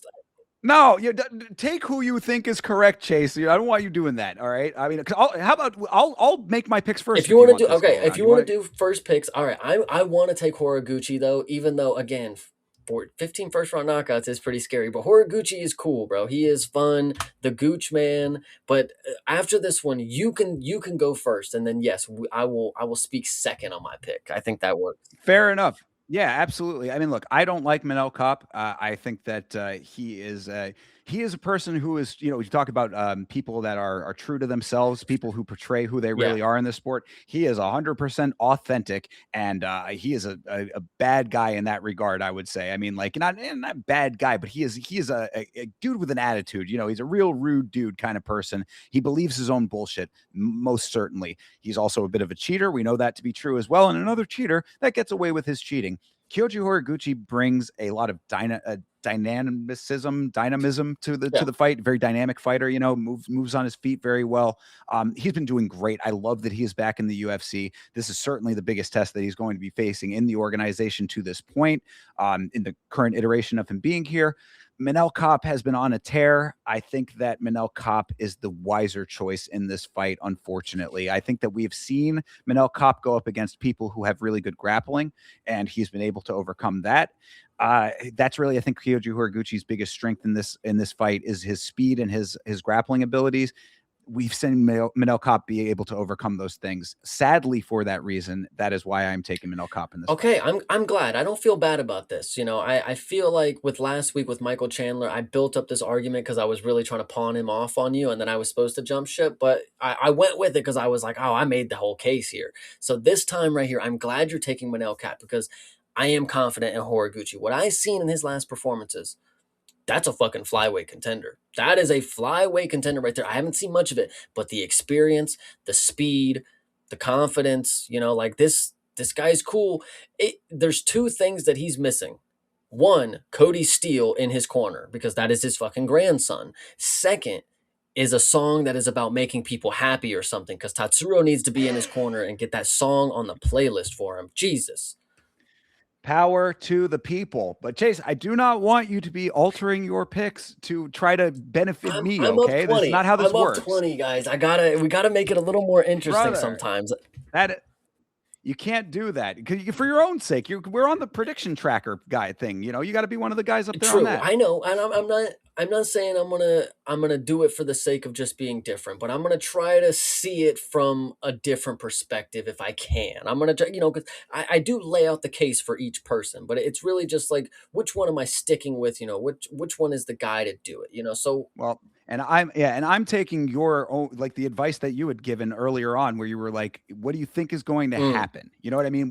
And what I've seen is Manel Kape cheat his way to victory in and the that's a past. So great point. Yes, I feel like I have strayed away from that a little bit. Like the judges do they do pick shit. We have to see this from the eyes of Derek Cleary, fucking Tony Waters, whatever the fucking Tony Atlas. Tony I don't know what Weeks, his yeah, fucking name is. Tony Atlas. Yes, Ellis. shout out. But the point is, what will happen? Yeah, Manel Cat probably rakes this dude in the eyes in the first fucking minute. And we're gonna get a stoppage for 2 minutes, and then Horiguchi's gonna come back in there, and you're gonna be like, man, his eyes swollen, and whatever. Always something in a Manel Cap fight. He's kind of like he's a good version of Cody Brundage, apparently. So Horiguchi, I'm very happy to take here, just because I feel like he's got the aura of Cody Steele and Tatsuro wrapped in one here, and I love it. True. And what you don't realize, Chase, is that in this type of fight specifically, I would be very happy to be wrong because I love Kyoji Horiguchi. I am a See, huge fan. another thing about it, why I'm trying to differentiate myself is because for the main events this year, I fucking suck, bro. I keep taking the people who I'm like, oh yeah, Vinicius Oliveira, duh. Oh, fucking Patty the Batty, duh. And then they fucking get upset, like so. I'm trying to believe that I'm not always right, and my gut instinct and what I want to believe. So Horiguchi, I just want this dude to succeed, man. He deserves to succeed. I think he's a fighter that I would really like to see do well. So Horiguchi, it is. Same. I love it. Yeah, and I will be very happy to be wrong about this one. So yeah, go for it, Kyoji Horiguchi. Make it And then happen. if anybody out there is listening, we are making picks on two different YouTube channels. We are making the picks that are going to be living in infamy on the prediction trackers page. And guys, just make sure you like the channel that is putting out the better picks that you like. If you're out here thinking that Chase is cooking, good for you. Like it. If you're out here thinking Thinker's cooking, great for you. Like and subscribe right here, right now. So Absolutely. Yes, very good. Very well said. Absolutely. All right. Well, in the co-main event of this thing, we got Iwan Cutelaba going up against Navajo Stirling. Now, Iwan Cutelaba is a wild card. This is a guy that you never really, I don't think anybody ever like thinks Iwan Cutelaba is going out there and he is going to win. This guy is going, it's got it in the bag. There's no craziness could happen in an Iwan Cutelaba fight. He's going out there with a monotrack mind, a monorailed mind directly to victory. No one ever thinks that. However, going up against Navajo Stirling, who is a guy who is, I mean, I think that people have been rightfully a little skeptical of him, not because he's not been winning, but because he's not been living up to the potential that people think that he has. He did get a knockout in his last fight, so that is starting to see a little bit more out of what you would suspect to see out of Navajo Stirling. But I think that people think that there is a greater fighter in there that just has not been fully unlocked yet, and his fights are the reason that is the perception. Like he is not living up to his own potential, at least up until now. But with the last performance, he might be starting to come around to it, even if it took a circuitous route to get there. So before I give my prediction, do you have anything to add? And I will then do so. I am with you. I'm with you on a little bit of it. I think Navajo Sterling in his last performance showed the wrestling. Like I think that he showed like okay, he's a big body. If someone tries to wrestle with him, he can lock up, he can flip you around to the cage, he can break. He can get back to the striking. I had also seen Cutelaba. This guy, he was in a fight against Magomed Ankalaev. Ankalaev cracks him, and he starts doing the whole playing possum, doing this, and the fight gets stopped early. Okay, cool. They rematch it. Ankalaev knocks him out in the first round. So, with that being said, Ankalaev is not the craziest puncher power puncher. He's not that guy. He has a very solid game plan. He sticks to it. Bada bing. If he was able to chin Cutelaba not once. I mean, and the second time, obviously he was playing possum, but the fight was ended because of the shot itself, whatever you want to say. It's been a while since we've seen Cutelaba really just flop hard, like in a performance where you're like, God, that's why you can't bet on him, So I kind of see him running out here like a madman because this is a fight that he's been waiting to get his hands on. If you remember, this was supposed to happen April fucking 4th. He Yes, wanted I that do. fucking fight. Anyway, so he's gonna want to get his hands on Navajo. And I think Navajo, city kickboxing, big, powerful dude. He's really been working on it. I think it's just a real easy. He's gonna check him early, check him fast. Cutelaba is gonna fall, and the fight's gonna be over, and it's gonna be like a because Cutelaba is on a really good tear right now. He's making us believe like, holy shit, you could turn a career around at 32 when you're he was like 15 and 10 at the time. You know, like when we were talking about this dude's got to really cut it, like he was really starting to look rough, but he's starting to shape out a little bit. You know, he's got that veteran prowess, but it's been a while since we've realized why we don't bet on somebody like him. So, what would you like to say is your pick after all that? No, no, I mean, really, I think that you nailed a lot of the points. Is that Cutelaba has lulled us into a false sense of security with what he's been doing, even though he is still a Yes. wild man. That's the thing too, is that he's getting these victories almost in spite of his own style, which is cool. I mean, I certainly enjoy seeing it, and it is like crazy to witness at times. It's like, how the hell did he actually pull that off? But you're having a wild man go up against a very disciplined guy, and I think that I'm Yes. being a little bit more charitable with saying that, like, it's discipline over like still coming into your own, because it is city kickboxing. It's very by the book, it's very measured.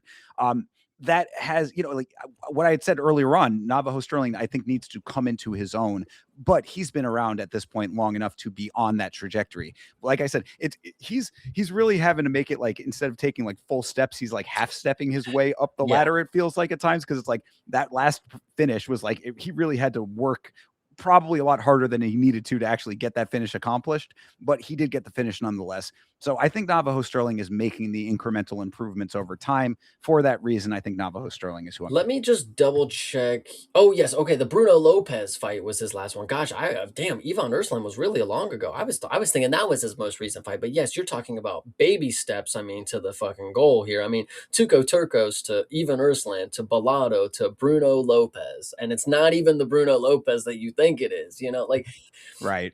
I am also gonna go with Navajo Sterling, and I think, guys, I think and I hate to say it because Cutelaba is fun. Like he gets on the mic and you don't know what he is like the rational Hokage, really. Like I mean, he comes out here and he does the babble, but like it's like okay, all right, all right, okay, yeah. So I can totally see him coming out here, wild man and everything. He's got the hype behind him.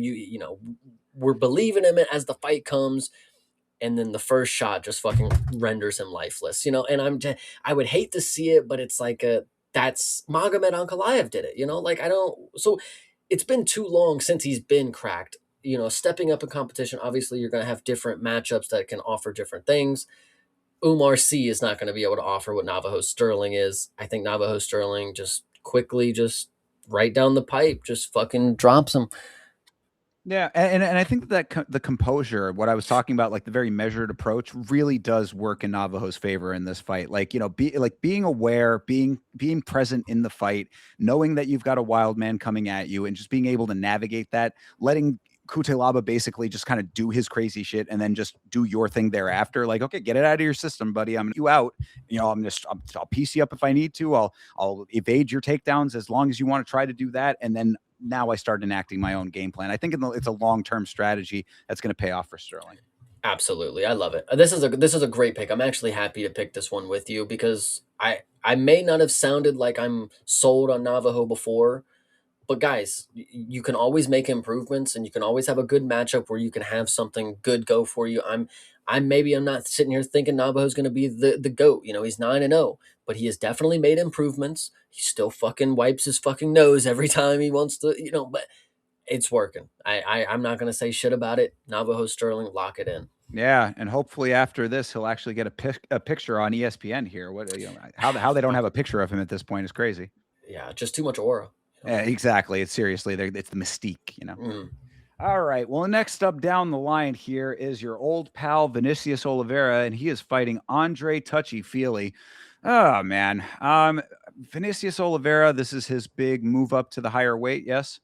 Yes, so this was actually this was a different fight against Giga Jakazdeh, Correct. and this is now a short notice fill in by Andre Fili. So yes, go ahead. I mean, look, I've never been sold on Vinicius Oliveira. I think that like I say, he's a sly fighter, is the way I always describe him. He's very like crafty, but not in the way of veteran is crafty. He's crafty in a slick, kind of untouchable sort of way. Very like slithery is almost how I would describe him. He is very, the movement is in that kind of serpentine area for me. Andre Fili has just let me down too many times, man. I mean, like it's sad to say because I do think he's a good fighter at heart. I do think that he has the fundamentals are there, but then you see him get jump gillied by Melky Costa. You see him lose his last fight. I mean, like the way that he ends up in these fights at times, it's almost like he loses ground. It's like an incremental losing of ground over the time in some of these fights. It's like he's got the pieces of a great fighter that never equaled up to the full picture in the puzzle. And for that reason, at a better weight for Vinicius Oliveira, I think that not having to make that weight cut that obviously was a problem for him this time, it's going to be an easier cut.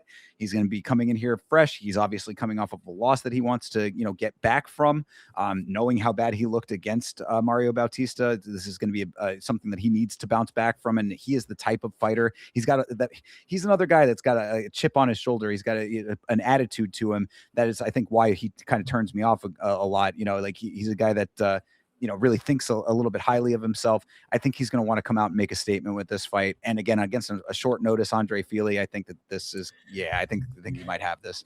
I don't really like this. I mean, obviously, we got as an organization, you got to find a guy to fight. But for the fact that Vinicius Oliveira had a main event slot, and folded, got dominated, quit on the stool, just just fucking Claw whatever. his way to the stool. Yeah, basically. And it's just not great. So the fact that on at his featherweight debut, I thought Giga Chikadze was a very good introduction to the division.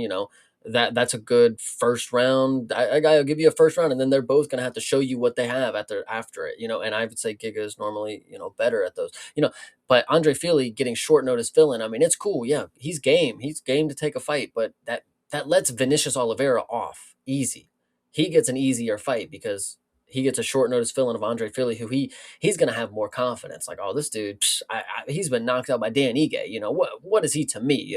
So Vinicius Oliveira having some confidence coming in here to his featherweight debut. I mean, it's going to be great to see him go and then down again, but it just feels like a hammy performance for him. Obviously, this is going to be a win for Vinicius Oliveira, but I've said that before, and I've been wrong. And if he is, I don't take no fault for it. I don't feel bad at all about it. That's his fucking life. If he don't want to fucking beat Andre Fili on short notice, that's up to fucking him. So he better come out here and do something good. But I don't know how Andre Fili. If you want to say, oh, he looked good against Delgado, blah blah blah blah blah. Sure, whatever you want to say. Vinicius Oliveira, I'm going to say he's going to get a finish. No, in fact, I mean, him looking fine against Delgado, but not winning that fight is exactly why I would not be picking him in this fight. You know what I mean? Like it's a solid, sound, fundamentally okay fight for him, but did not get the nod. Vinicius Oliveira comes in with a lot more variables than I think Delgado brought to the table in that fight. Now, granted, one thing I did want to say during the White House discussion that I did not say is shout out to my good friend Byron, who came into the watch along chat. Byron made a good point about people changing weight classes. And, the idea, I think I mentioned it briefly in the Pereira breakdown, but saying, they fly a little too close to the sun, moving all over the place with weight, just because they want to chase greatness. This is not that. Vinicius Oliveira probably should have been a featherweight to begin with. So like he's going up to his more like comfortable weight. I think that he's going to wear it fine. I think he's going to have the same amount of power there. Fili is not necessarily like a crazy knockout artist. He has knockouts on his record, but he's not a guy that you like you're constantly worried about the knockout happening. I think the movement of Vinicius Oliveira is going to be too crafty for Fili. It's going to be too slick, too sly. And I think Vinicius Oliveira, like you said, I don't necessarily think that it has to be a layup fight if Fili wants to come out here and really try to prove a point. But with the style that Oliveira has, I think that he does get the dub. Yeah, I would say it. Yeah, unfortunately, I would say probably. I know he's only got 2 on his record, but he has a guillotine finish. So if Andre Fili wants to be silly, I mean, we'll see. Bring back the jump knee, could happen. Yeah, true. All right. Well, we are in lockstep on that one as well then. All right, this was an interesting fight here. This is Hyder Amil versus Christian Rodriguez. Hyder Amil, a guy that I think both of us for a while there were decently high on. He came out, he obviously comes out with a lot of power and brings a lot of energy early on in fights. And I'm a big fan of fast starters. He's definitely one of those kinds of guys. Rodriguez just one of those variable fighters that somehow gets the wins, but he often gets the wins over kind of newer guys, and then with more seasoned veteran fighters, kind of can falter. So I think that this is an interesting matchup. I think that this is a closer matchup than it might seem to some people, but I'm interested to hear your thoughts, and I will, of course, give my prediction. Yeah, Hyder Amil is older. That's the real takeaway that you always have to look at is like his career is going to have to come quick. He may be here and he may look good, but the day that he doesn't, I mean, we cannot be surprised. Which was his last fight, if I'm not mistaken, right? Well, Jamal Emmers was his last fight, and yeah, he did not look great. He definitely took a loss, unanimous decision. But if I remember correctly, from what I was seeing in that fight, Hyder Emil was accepting position on his back, and he was making a lot of weird faces. I don't know if he was, injured, if there was like a rib injury, or if he was just winded and he was gasping for air. A lot of different things could have been the issue, but it did not look like a healthy version of Hyder Emil. And to lose to Jamal Emmers in a very convincing fashion, it was a bad look, and I want to believe that there was something up. Christian Rodriguez again, he has good performances, and then he has not. I've seen this dude not look good plenty of times. Hyder Emil, I want to believe he's taken the time off. I want to say that it probably was an injury. I mean, that it might have taken some time to heal. He's older. I mean, if it was a rib injury and he kept getting laid on and they kept poking, whatever you want to say, maybe he took the time off. Maybe he's ready to go. But I don't know. Christian Rodriguez is a very crafty young guy who's still 28 years old, could still potentially try to make the push that changes his career. It's still possible at 12-4. The doors are closer to being closed for Hyder Emil. So, what would you like to say? Who would you like to pick? Well, I mean, the last thing I did want to mention about Rodriguez is he is coming off of two losses now. I mean, he's taken losses in his last two. One was to Andre Fili, and then the other to Melky Costa. So, I mean, this is not, not a great trajectory in the most recent time for him. I do understand where you're coming from with Emil being, the having the age not working in his favor. This is a tough one in that regard. I don't know if I necessarily buy in as much as what you're saying about him being injured in the fight. I mean, it could have been the case. It certainly could have been, or it could have just been an off night. There are a couple of different things. I think that I'm going to lean on the good performances I've seen from Hyder Emil in the past and hope that he is able to draw that out of himself in this fight. Christian Rodriguez, I think, is just an uninspiring guy, to be perfectly honest. Like, he's, a dude that does not inspire a great deal of confidence when you see him fight, regardless of the times that you've seen him win. So for that reason, I am going to pick Hyder Emil. I'm not super confident in this because I do, like I said, I do think that this is a closer fight than it might seem. But Hyder Emil, I think, has done better things to make me more confident in him than Rodriguez has to make me confident in him. Okay, fair. I'm going to go ahead and take Christian Rodriguez, and I think Hyder Emil is going to walk forward, have some great pressure. It's going to look good up front, and then Christian Rodriguez is going to change levels and then take him down, and I don't think it's going to be a very fun fight. I think Christian Rodriguez is going to be able to suck the life out of the arena with this performance, lays on top of him. Lays on top of him and doesn't do much, and it was already exposed from Hyder in the last fight. Jamal Emmers is not a wrestler. I mean, that's a grappler who ended up on top, and Hyder Emil looked like he was gasping for fucking air. And that's just what it was looked like optically. Christian Rodriguez, if he's ever going to get a team together that takes shit seriously at 28 years old, a 36-year-old opponent, guy, come on, like, you got to get it done. They're clearly trying to, he was the dude who could beat the newcomers, but then he couldn't beat these guys. You have to get past this at some point. Hyder Emil right here, he's been knocked out, he's been dominated. Christian Rodriguez, get us a win right now. Yeah, and it's a necessary win, really. I mean, Yes. Again, because Christian Rodriguez, like I said, I mean, he's not necessarily a fan favorite. He's not a dude who has a big amount of star power on his side. 3 losses in a row is never where you want to be in the UFC. True. Yep. So I like the pick. I'm all right with that, but we will see. All right, next up, I like this fight as well. This is Andre Lima versus Kevin Borjas. We talked a little bit about Peru and being somewhat underwhelming, which thankfully is starting to change. We just saw a Peruvian debutant come in and make a very big statement. I didn't mention that in the Ultimate Fighter breakdown. Of course, we saw that guy on the show not get picked for the team, and then now we saw him in Macau get that very nice win. So shout out to him for that. Nice. But yeah, so a good deal there. But obviously Borjas is kind of where that all started. My sort of thought process on Peru, because I see a lot of great Peruvian fighters in Inca FC and in FFC. And then we see them come into the UFC and they've been less than impressive. Borjas is certainly in that category to me. And he's going up against Andre Lima, another guy who I was very skeptical of early on. I always thought Andre Lima, maybe not as good as he might have appeared to be, but then we started to see him win and win somewhat convincingly. And I think that Andre Lima brings a lot of challenges to Kevin Borjas in this fight. What do you think? I think challenges he does bring, yes, that is a very good point. But the challenge itself is Andre Lima's activity. Where has he been, and how long is too long before ring rust is actually a thing?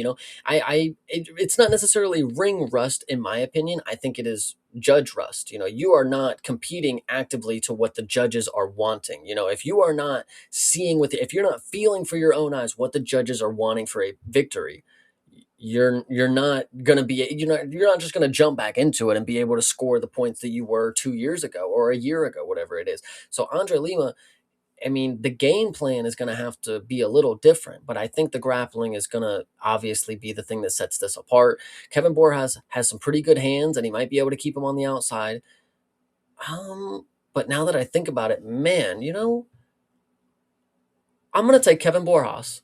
I'm going to take Kevin Borjas because I think the boxing on the outside is going to be very, very, very good. Of course, it's always looked good. I mean, when it comes to the boxers in the flyweight division, I mean, he stood with Josh Van, of course, Imanol Rodriguez, who's another dude who's coming up here, and then Alessandre Costa, Sumer Darji. These are very good strikers for the flyweight division. Andre Lima, he's a decent striker, but he's more just kind of plod forward, sit right there, counter strike.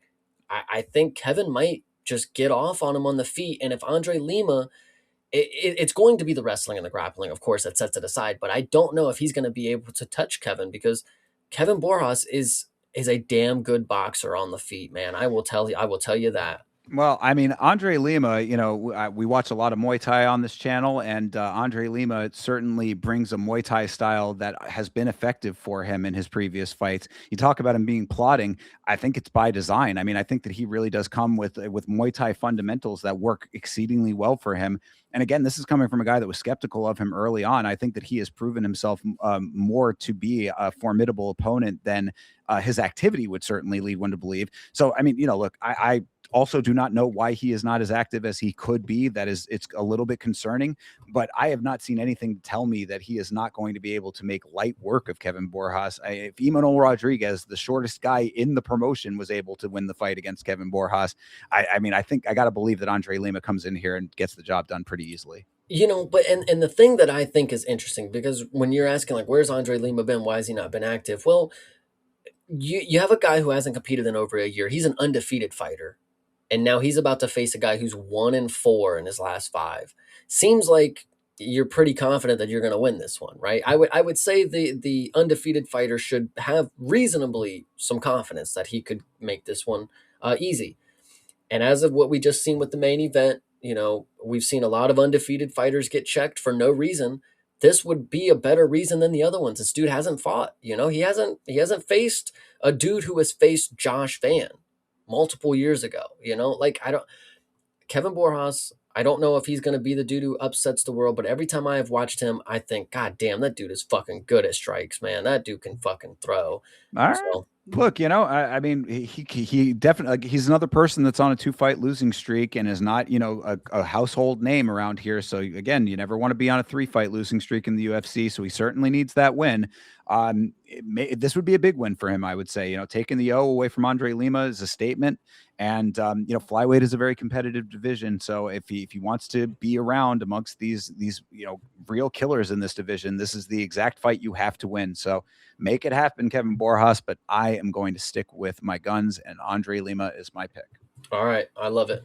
All right. Well, next up down the line, Melsik Baghdasaryan is taking on the debuting Murtazali Magomedov. I heard about this guy, Murtazali Magomedov, making his debut. It's getting a little bit of buzz in the conversation circles, Chase. I do not know much about this guy aside from the fact that he is 10-0 and he is from Kyrgyzstan. Melsik Baghdasaryan is a dude who got knocked the fuck out by Jean Silva, and that's about all you can say about him, really. Melsik Baghdasaryan is kind of an NPC in this sport, I have to say. I hate to describe anybody that way, but you got to prove something to me, man. And I've never seen anything out of Melsik Baghdasaryan that leads me to believe that there is more and better for him. Plus, aside from Arman Sarukian, Armenia has not really been graduating the highest level of talent either in this sport. You know, who was the other? Armin Petrosian. Petrosian, exactly. That's exactly who I was thinking of. Not, you know, what can you say about that? You know, he's no longer around. So, I mean, what does this Magomedov bring to the table? I don't know, but I do know what I get from Melsik Baghdasaryan. Well, I'll tell you this, Melsik, I have always been against this dude. When they faced him against John Silva, I said this is criminal. This is obviously this is an easy finish for John Silva, you know. And what exactly happened? He styled out on him. You know, people were trying to tell me Melsik was some crazy kickboxing champion. It's like, all right, brother, I get it, whatever. Yeah. This Murtazali, I will tell you this, his nickname is the Highlight. So he is a Justin Gaethje clone, of course. He is also from Kyrgyzstan, so you know he has wrestling. I mean, if you look at Miktabek, if you look at Salty Baldiev, they got wrestling, guys. I don't know what to tell you. They just do. And the thing that I will also tell you is that he has 5 knockouts and 5 submissions, 100% finish rate. So, with all that being said, Magomed is going to win probably by submission. I would say he's going to come in here and just probably pop his head off. Just like he's going to, you know, probably, you know, knock him, rough him up a little bit, take him down, and then just rip his head off probably. Yeah. That's what I would like to say.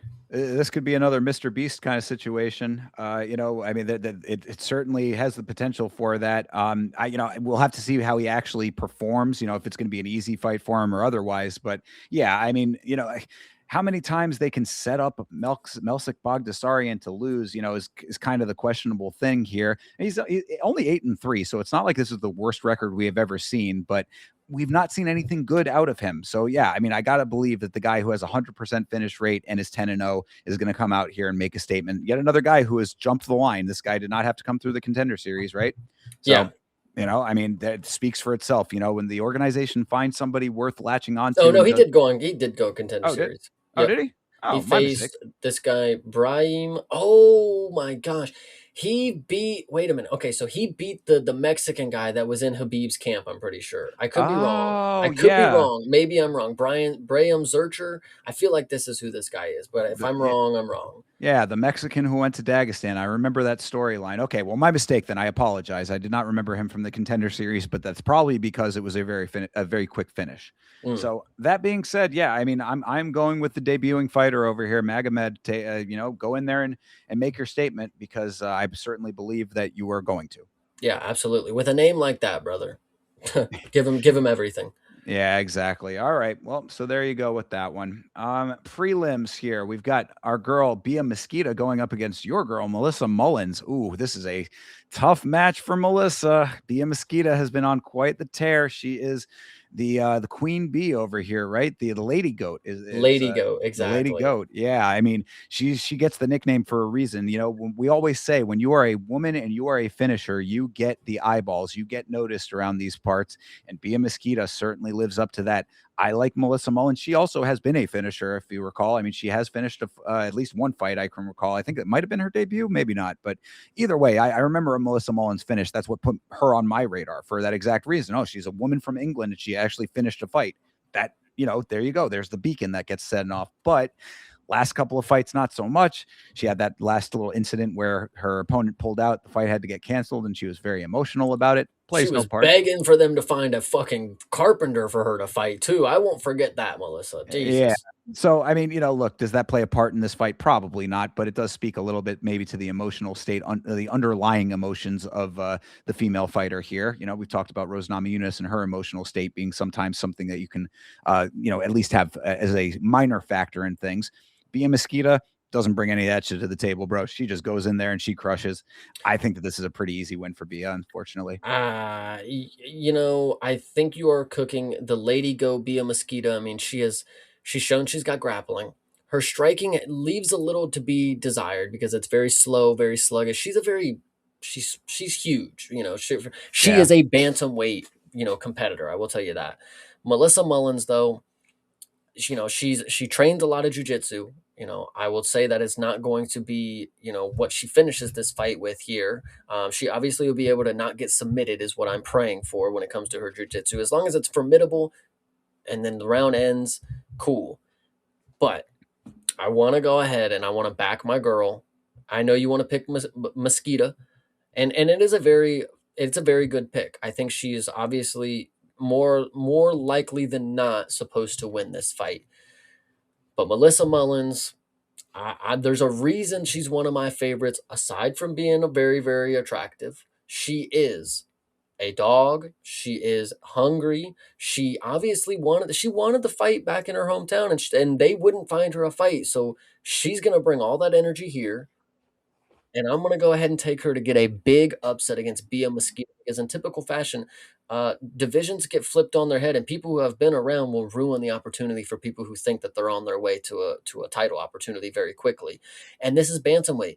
Bia Mosquito, it would unfortunately, in the grand scheme of things, if she smokes Melissa Mullins, it is worse for her because there's no way for her to contend for a belt as of right now. There's too many things going on. If she takes a loss, learns from it, which is good. Losses are fine. Earlier in your career, if you're undefeated, you take a loss, you come back, you get better. If she takes a loss here, I think she has time to get better, come back, and then the belt will actually have more of an opening rather than everything that's going on at the top of this division right now.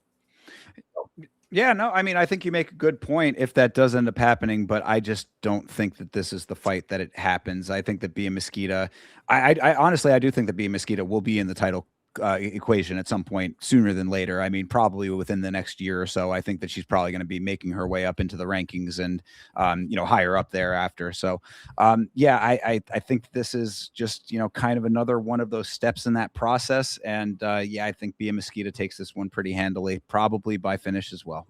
Yeah, I love the pick, but I'm going with my girl Melissa Mullins, guys. We're gonna do this together. I like it. I like it. Stick to your guns, brother. I appreciate it. All right, next up is Allan Nascimento versus Mitch Raposo. Mitch Raposo, again, I say it every time that we bring up Mitch Raposo, a guy that, was somewhat underwhelming early on, but has seemingly turned the ship around. He's been doing some decent things, looking a lot better in his more recent fights than he had in the past. However, Allan Nascimento is 22-6. This is a lot of experience with this guy, and you know exactly what he brings to the table. I mean, this guy goes out there and he is going to make this a very clinched takedown jiu-jitsu-y kind of match. I mean, it's going to be grapple versus grapple over here, and a Brazilian generally comes in with a certain level in that regard. So what are your thoughts on this fight, Chase? Well, the first thing that you have to notice about Allan Nascimento's record, and this is what's really funny. So 2 fights ago, he beat Filio by unanimous decision. Yes. The next fight, he beats Cody Durden by submission. Um, Both of these dudes are way higher in the rankings than this dude right now. And Cody Durden just came on short notice and beat Filo, and now he's like the man of the fucking town after he lost like 6 in a row and then comes back and has this performance. This dude beat both of those guys, apparently. Who fucking knew? Apparently, nobody cares because he's not active enough and he's not even in the mix enough that it matters. Cody Durden literally, again, he lost like 5 in a row in the time that he lost to this dude. Well, he had an injury, I think, that took him out of his last scheduled match, I believe. But fair enough. But I will also say that with this Nascimento dude, I remember distinctly him going for submissions on Filo and him not like there was you could see the air pocket like through and it's like you're a Brazilian, brother. Are you? Like I don't know what's happening here. But so I want to believe that Nascimento is going to have a very good, clean striking performance. His striking is very crisp. It's very technical. He's kind of like a Steve Urseg on like with the striking. I like it. The grappling, he flows. He can scramble. Is it the fight that is going to be dirty enough where he loses? No, I don't think. I don't think Mitch Raposo is going to bring that level of intensity to throw him off of his game. But no, I don't think there's a but, man. Who are you going with? I want to believe that Mitch Raposo lives up to the improvements that we have said that he has been making, but I do feel like this might be a little bit of a far step up, because like you said, I mean, Nascimento, the striking, to say that he's at Steve Urseg's level of striking might be a little, Technicality, yeah, it's okay, not. the technicality, yeah, sure, absolutely. I mean, power maybe not as much. He is solidly fundamental. He's got the foundational elements of a quality fighter, plus his bread and butter is the grappling. So I mean, all of those things track, as a well-rounded fighter in a competitive division. Mitch Raposo being a guy that had to, kind of find his sea legs here, looked like a changed man in his last fight. So I really do want to believe that there's better for Mitch Raposo, but I wish that there was a fight in between this fight, like for Mitch Raposo. You know what I mean? Like he gets a nice win in his last one. I wish he had one more win in there to be like, that's the thing that solidifies him. But since he's taken this big of a leap, it might be a little bit more than he can chew right now. So I think that I'm going to go with Allan Nascimento. I'm also going to take Allan Nascimento here, and that's okay. This dude is fine. He's nothing too crazy. He's not great. He's not horrible. But if he loses to Mitch Raposo, Go out there and get a knockout. Go out there and bro, change the narrative again. Like, and again, I'm even saying it right now that the narrative already is in the process of being changed. I yeah, think this is a tremendously large challenge in the middle of an evolving process for you. You know what I mean? An evolving narrative for you. So yeah. like, go out there and overcome this, and then maybe now that narrative is solidified. So prove us wrong, Mitch Raposo. But until you do, I gotta go with Nascimento. Hell yeah. All right. Next up, Gaston Bolaños. Man, they put all the lesser Peruvians on this one. Gaston Bolaños is fighting Michael Aswell. Michael Aswell Jr., the Texas Chin over here. Man, all right. This is actually a pretty decent matchup based on where both of these guys are in their careers, I would say. Michael Aswell is a dude who will go out there and get punished relentlessly and never give up on himself, but he will get punished. Gaston Bolaños is about as okay as they come, I would say. I mean, 8-5. He exemplifies 8-5 record to a T. Gaston Bolaños. He is about as average as I think they come. He is, again, like I said, the reason that I was a little bit uncertain of Peruvian fighters was him and Kevin Borjas. So both of them on the same card. I think that there's a reason for this. Michael Aswell is coming off of a loss, I believe, right? I mean, he's two Yeah, Luke losses now. Riley. Yeah, and then I mean before that too, right? I mean that was yeah. Oh no, he had the win against Lucas Almeida in between there. But yeah, Michael Aswell is as candy cane as it comes, bro. He is a legitimate candy cane. 3-2 in his last, or 2-3 in his last 5. Bogdan Grant he lost to. Dorian Ramos. I don't even remember that fight. That was in Fury. So yeah. So I mean, Bogdan Grant on the Contender Series he loses to. Ramos in Fury he wins. Loses to Blasioki, wins over Almeida, and loses to Riley. I mean, this is complete candy cane record over here. A little bit of a toss-up, but I don't know, man. I got to ride with my dude Michael Aswell, at least to make it to the bell. I don't know if he's going to get the win, but he'll definitely not get finished. Yeah, no, this one's very easy for me. I'm glad you're taking as well, of course, Michael Aswell. Look at the significant strikes landed per minute. I mean, Michael Aswell is a gunner. I mean, he trains with Josh Van. That's his best friend.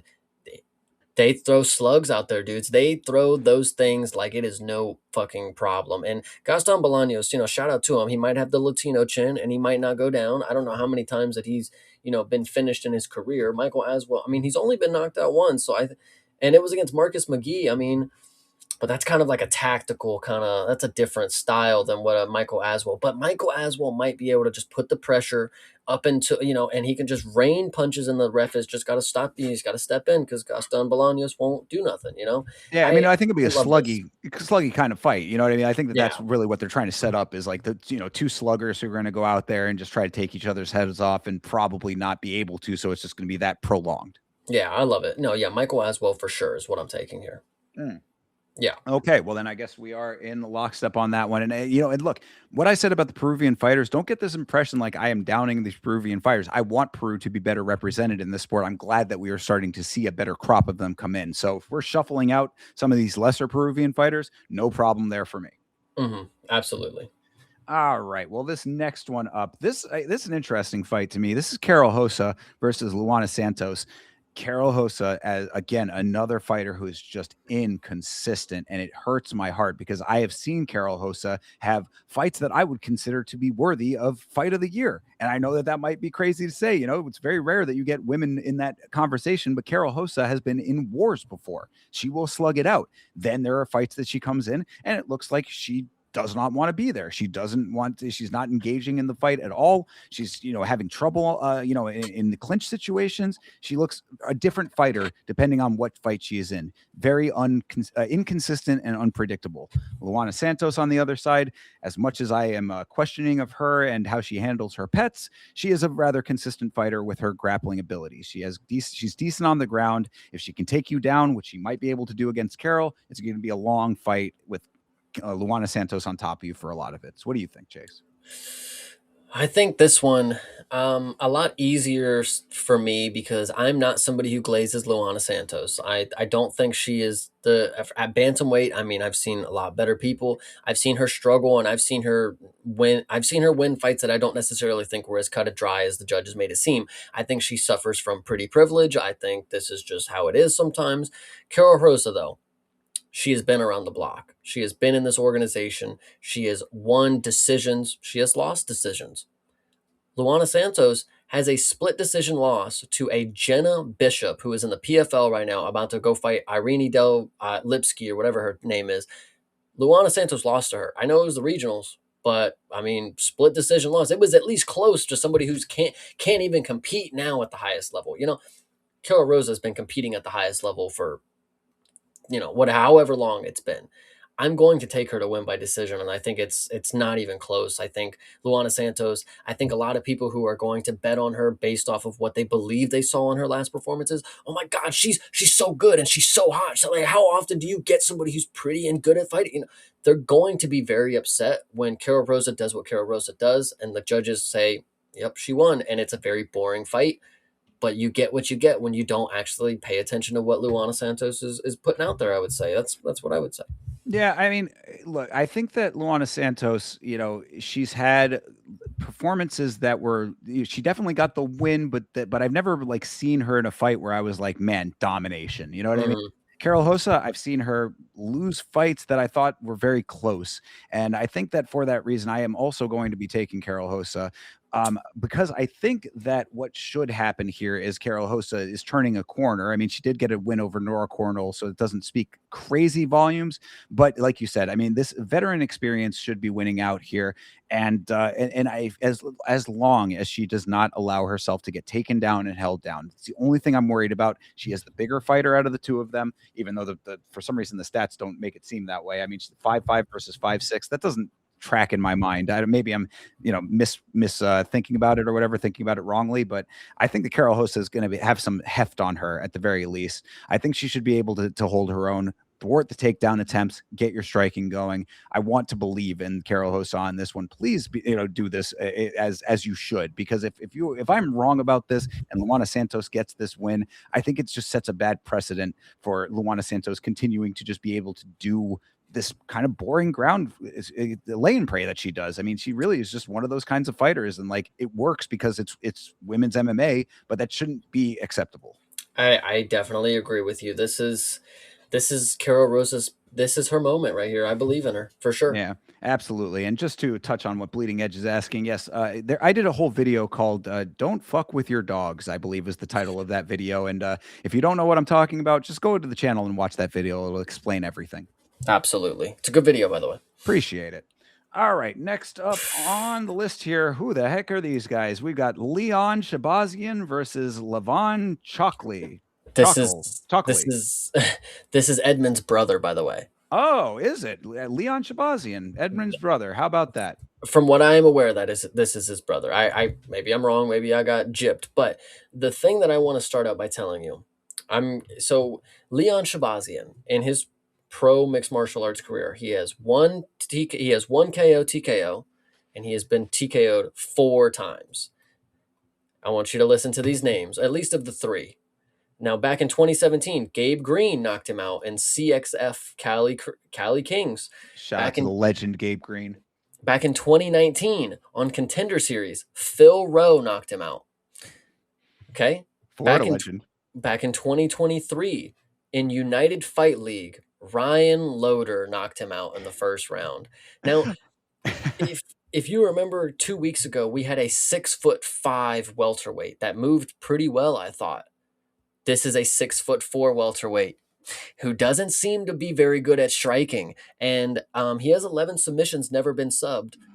But if Ryan Loader is doing you dirty in the first round knockout, minute 25, Ryan Loader just walks in and just dusts you off. I'm not thinking you're the fucking striking. I mean, there's no reason for you to be if you're 6'4" and you ain't got the striking to back it up. I don't care how many submissions you have. Taliesin Teixeira has a lot of fucking submissions for what it's worth, compared to his record. But he still gets hit and falls, and we have a Georgian fighter. So whatever you would like to believe about the Georgians, I mean, if they come in ready to pack a punch, sure. But Shabazian, what are they going to do with him if not try to feed him to an opponent that's going to put his head in the choke or something? Well, I mean, and that's kind of what leading up to, because really, if you're going off of what you see on the screen right now, you don't even get stats for the Georgian fighter. I mean, this guy is, Nice. a little bit of a mystery over here. But I will tell you, it's not so much of a mystery. This is a dude who is coming out of Bellator. Now, this is a guy in his last 5. He's 4-1 in his last 5. Last 3, knockout, got knocked out, then another knockout. The other 2 are unanimous decision wins. So based on what you have just told me about Leon Shabazian being a guy who can get knocked out, this would seem to be a collision course between someone who is knock out a bull versus someone who does the knocking out.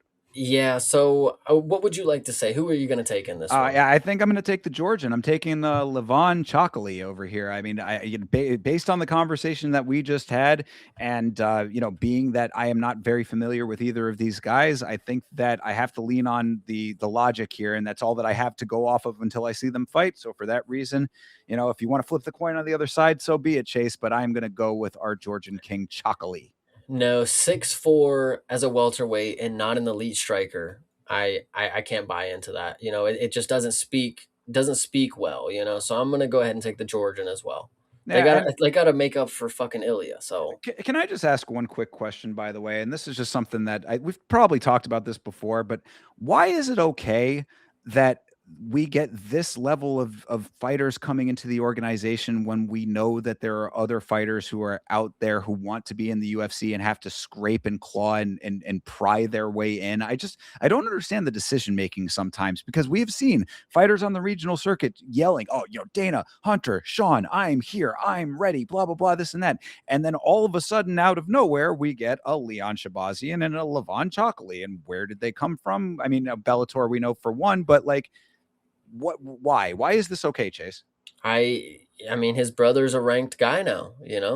I mean, everybody else who's ranked gets to get their brother into the organization. Look at Muhammad Usman. I mean, come on. True. Yeah. I mean, we got to find out if that's actually his brother or not, because It might be. I mean, whatever. I don't know. yeah. All right. Anyway, I just had to make that point. But rounding out this card and starting things off, if you thought you didn't know the other 2 guys, the first 2 guys are even more of a mystery over here. We've got Shane Collins, who is 7-0, going up against Otari Tanzalovia, and he is from the Contender Series. I do remember the name. I don't remember the story. So what are you, I mean, if this is another coin flip, I mean, you got an undefeated fighter versus a guy who's 10-1. I mean, I guess we can go through the records, perhaps. Yeah, I mean, I'm trying to look here to see if there's anybody that's worth mentioning. I mean, this dude got knocked out by Josiah Musasa. I mean, That's a Shane Collins you're talking about. that is a Otari. Oh, Otari Tanzalovi. Yeah. Okay. Yes. Oh, So he was the guy who went up. Yeah, gotcha. on contender series, he lost by split decision to Josiah Musasa. So I Uh-huh. mean, almost could have won. The other guy got signed off of his performance for winning. So I guess if you look at it, if he would have won, he potentially could have got it. I don't know. So experience, I would take more of. I mean, he's got seven TKOs. I'm gonna take both the Georgians. I think. I think the Georgian power is gonna prevail. All right, fair enough. I mean, more experience on the Tanzalovi side, so I think that tracks. Being that I want to be surprised in a good way, and it is a coin flip to me. I will go with Shane Collins. Why not? Say All Shane, right. America first in this fight, coming out strong. Hopefully, it'll be a banger fight. We don't have women in the first fight of the night, so hopefully these guys make up for our women's banger fight starter. Bout order subject to change. Don't worry. So Yeah, good point, right? They'll just swap in Karol Hosa and start this card off with them. But fair enough. So there you have it, everybody. I mean, we all locked in. We're good on these picks. Chase, you feeling comfortable? oh, I'm feeling good. I love it. All right. Well, that being said, shout out to Sanjay coming in at the very end of the stream. Appreciate you, brother. And of course, you guys can watch along with us for this upcoming card this weekend. Again on Saturday, thankfully. We're back to our normal, regularly scheduled fights. So back to Saturday. You can watch us on our individual watch alongs, hang out for these fights. You can find me at youtube.com/@YamaShow. And Chase, I know you can tell them where they can find you. Obviously, streaming Saturdays, UFC, and Friday morning streaming One Championship at youtube.com/@CP Smalls, of course. I love it. I am at Yama Show on Instagram, Twitter, and on Facebook. Make sure you are following on the socials to get all of the updates. Hoping to have some more content for you out this week as well.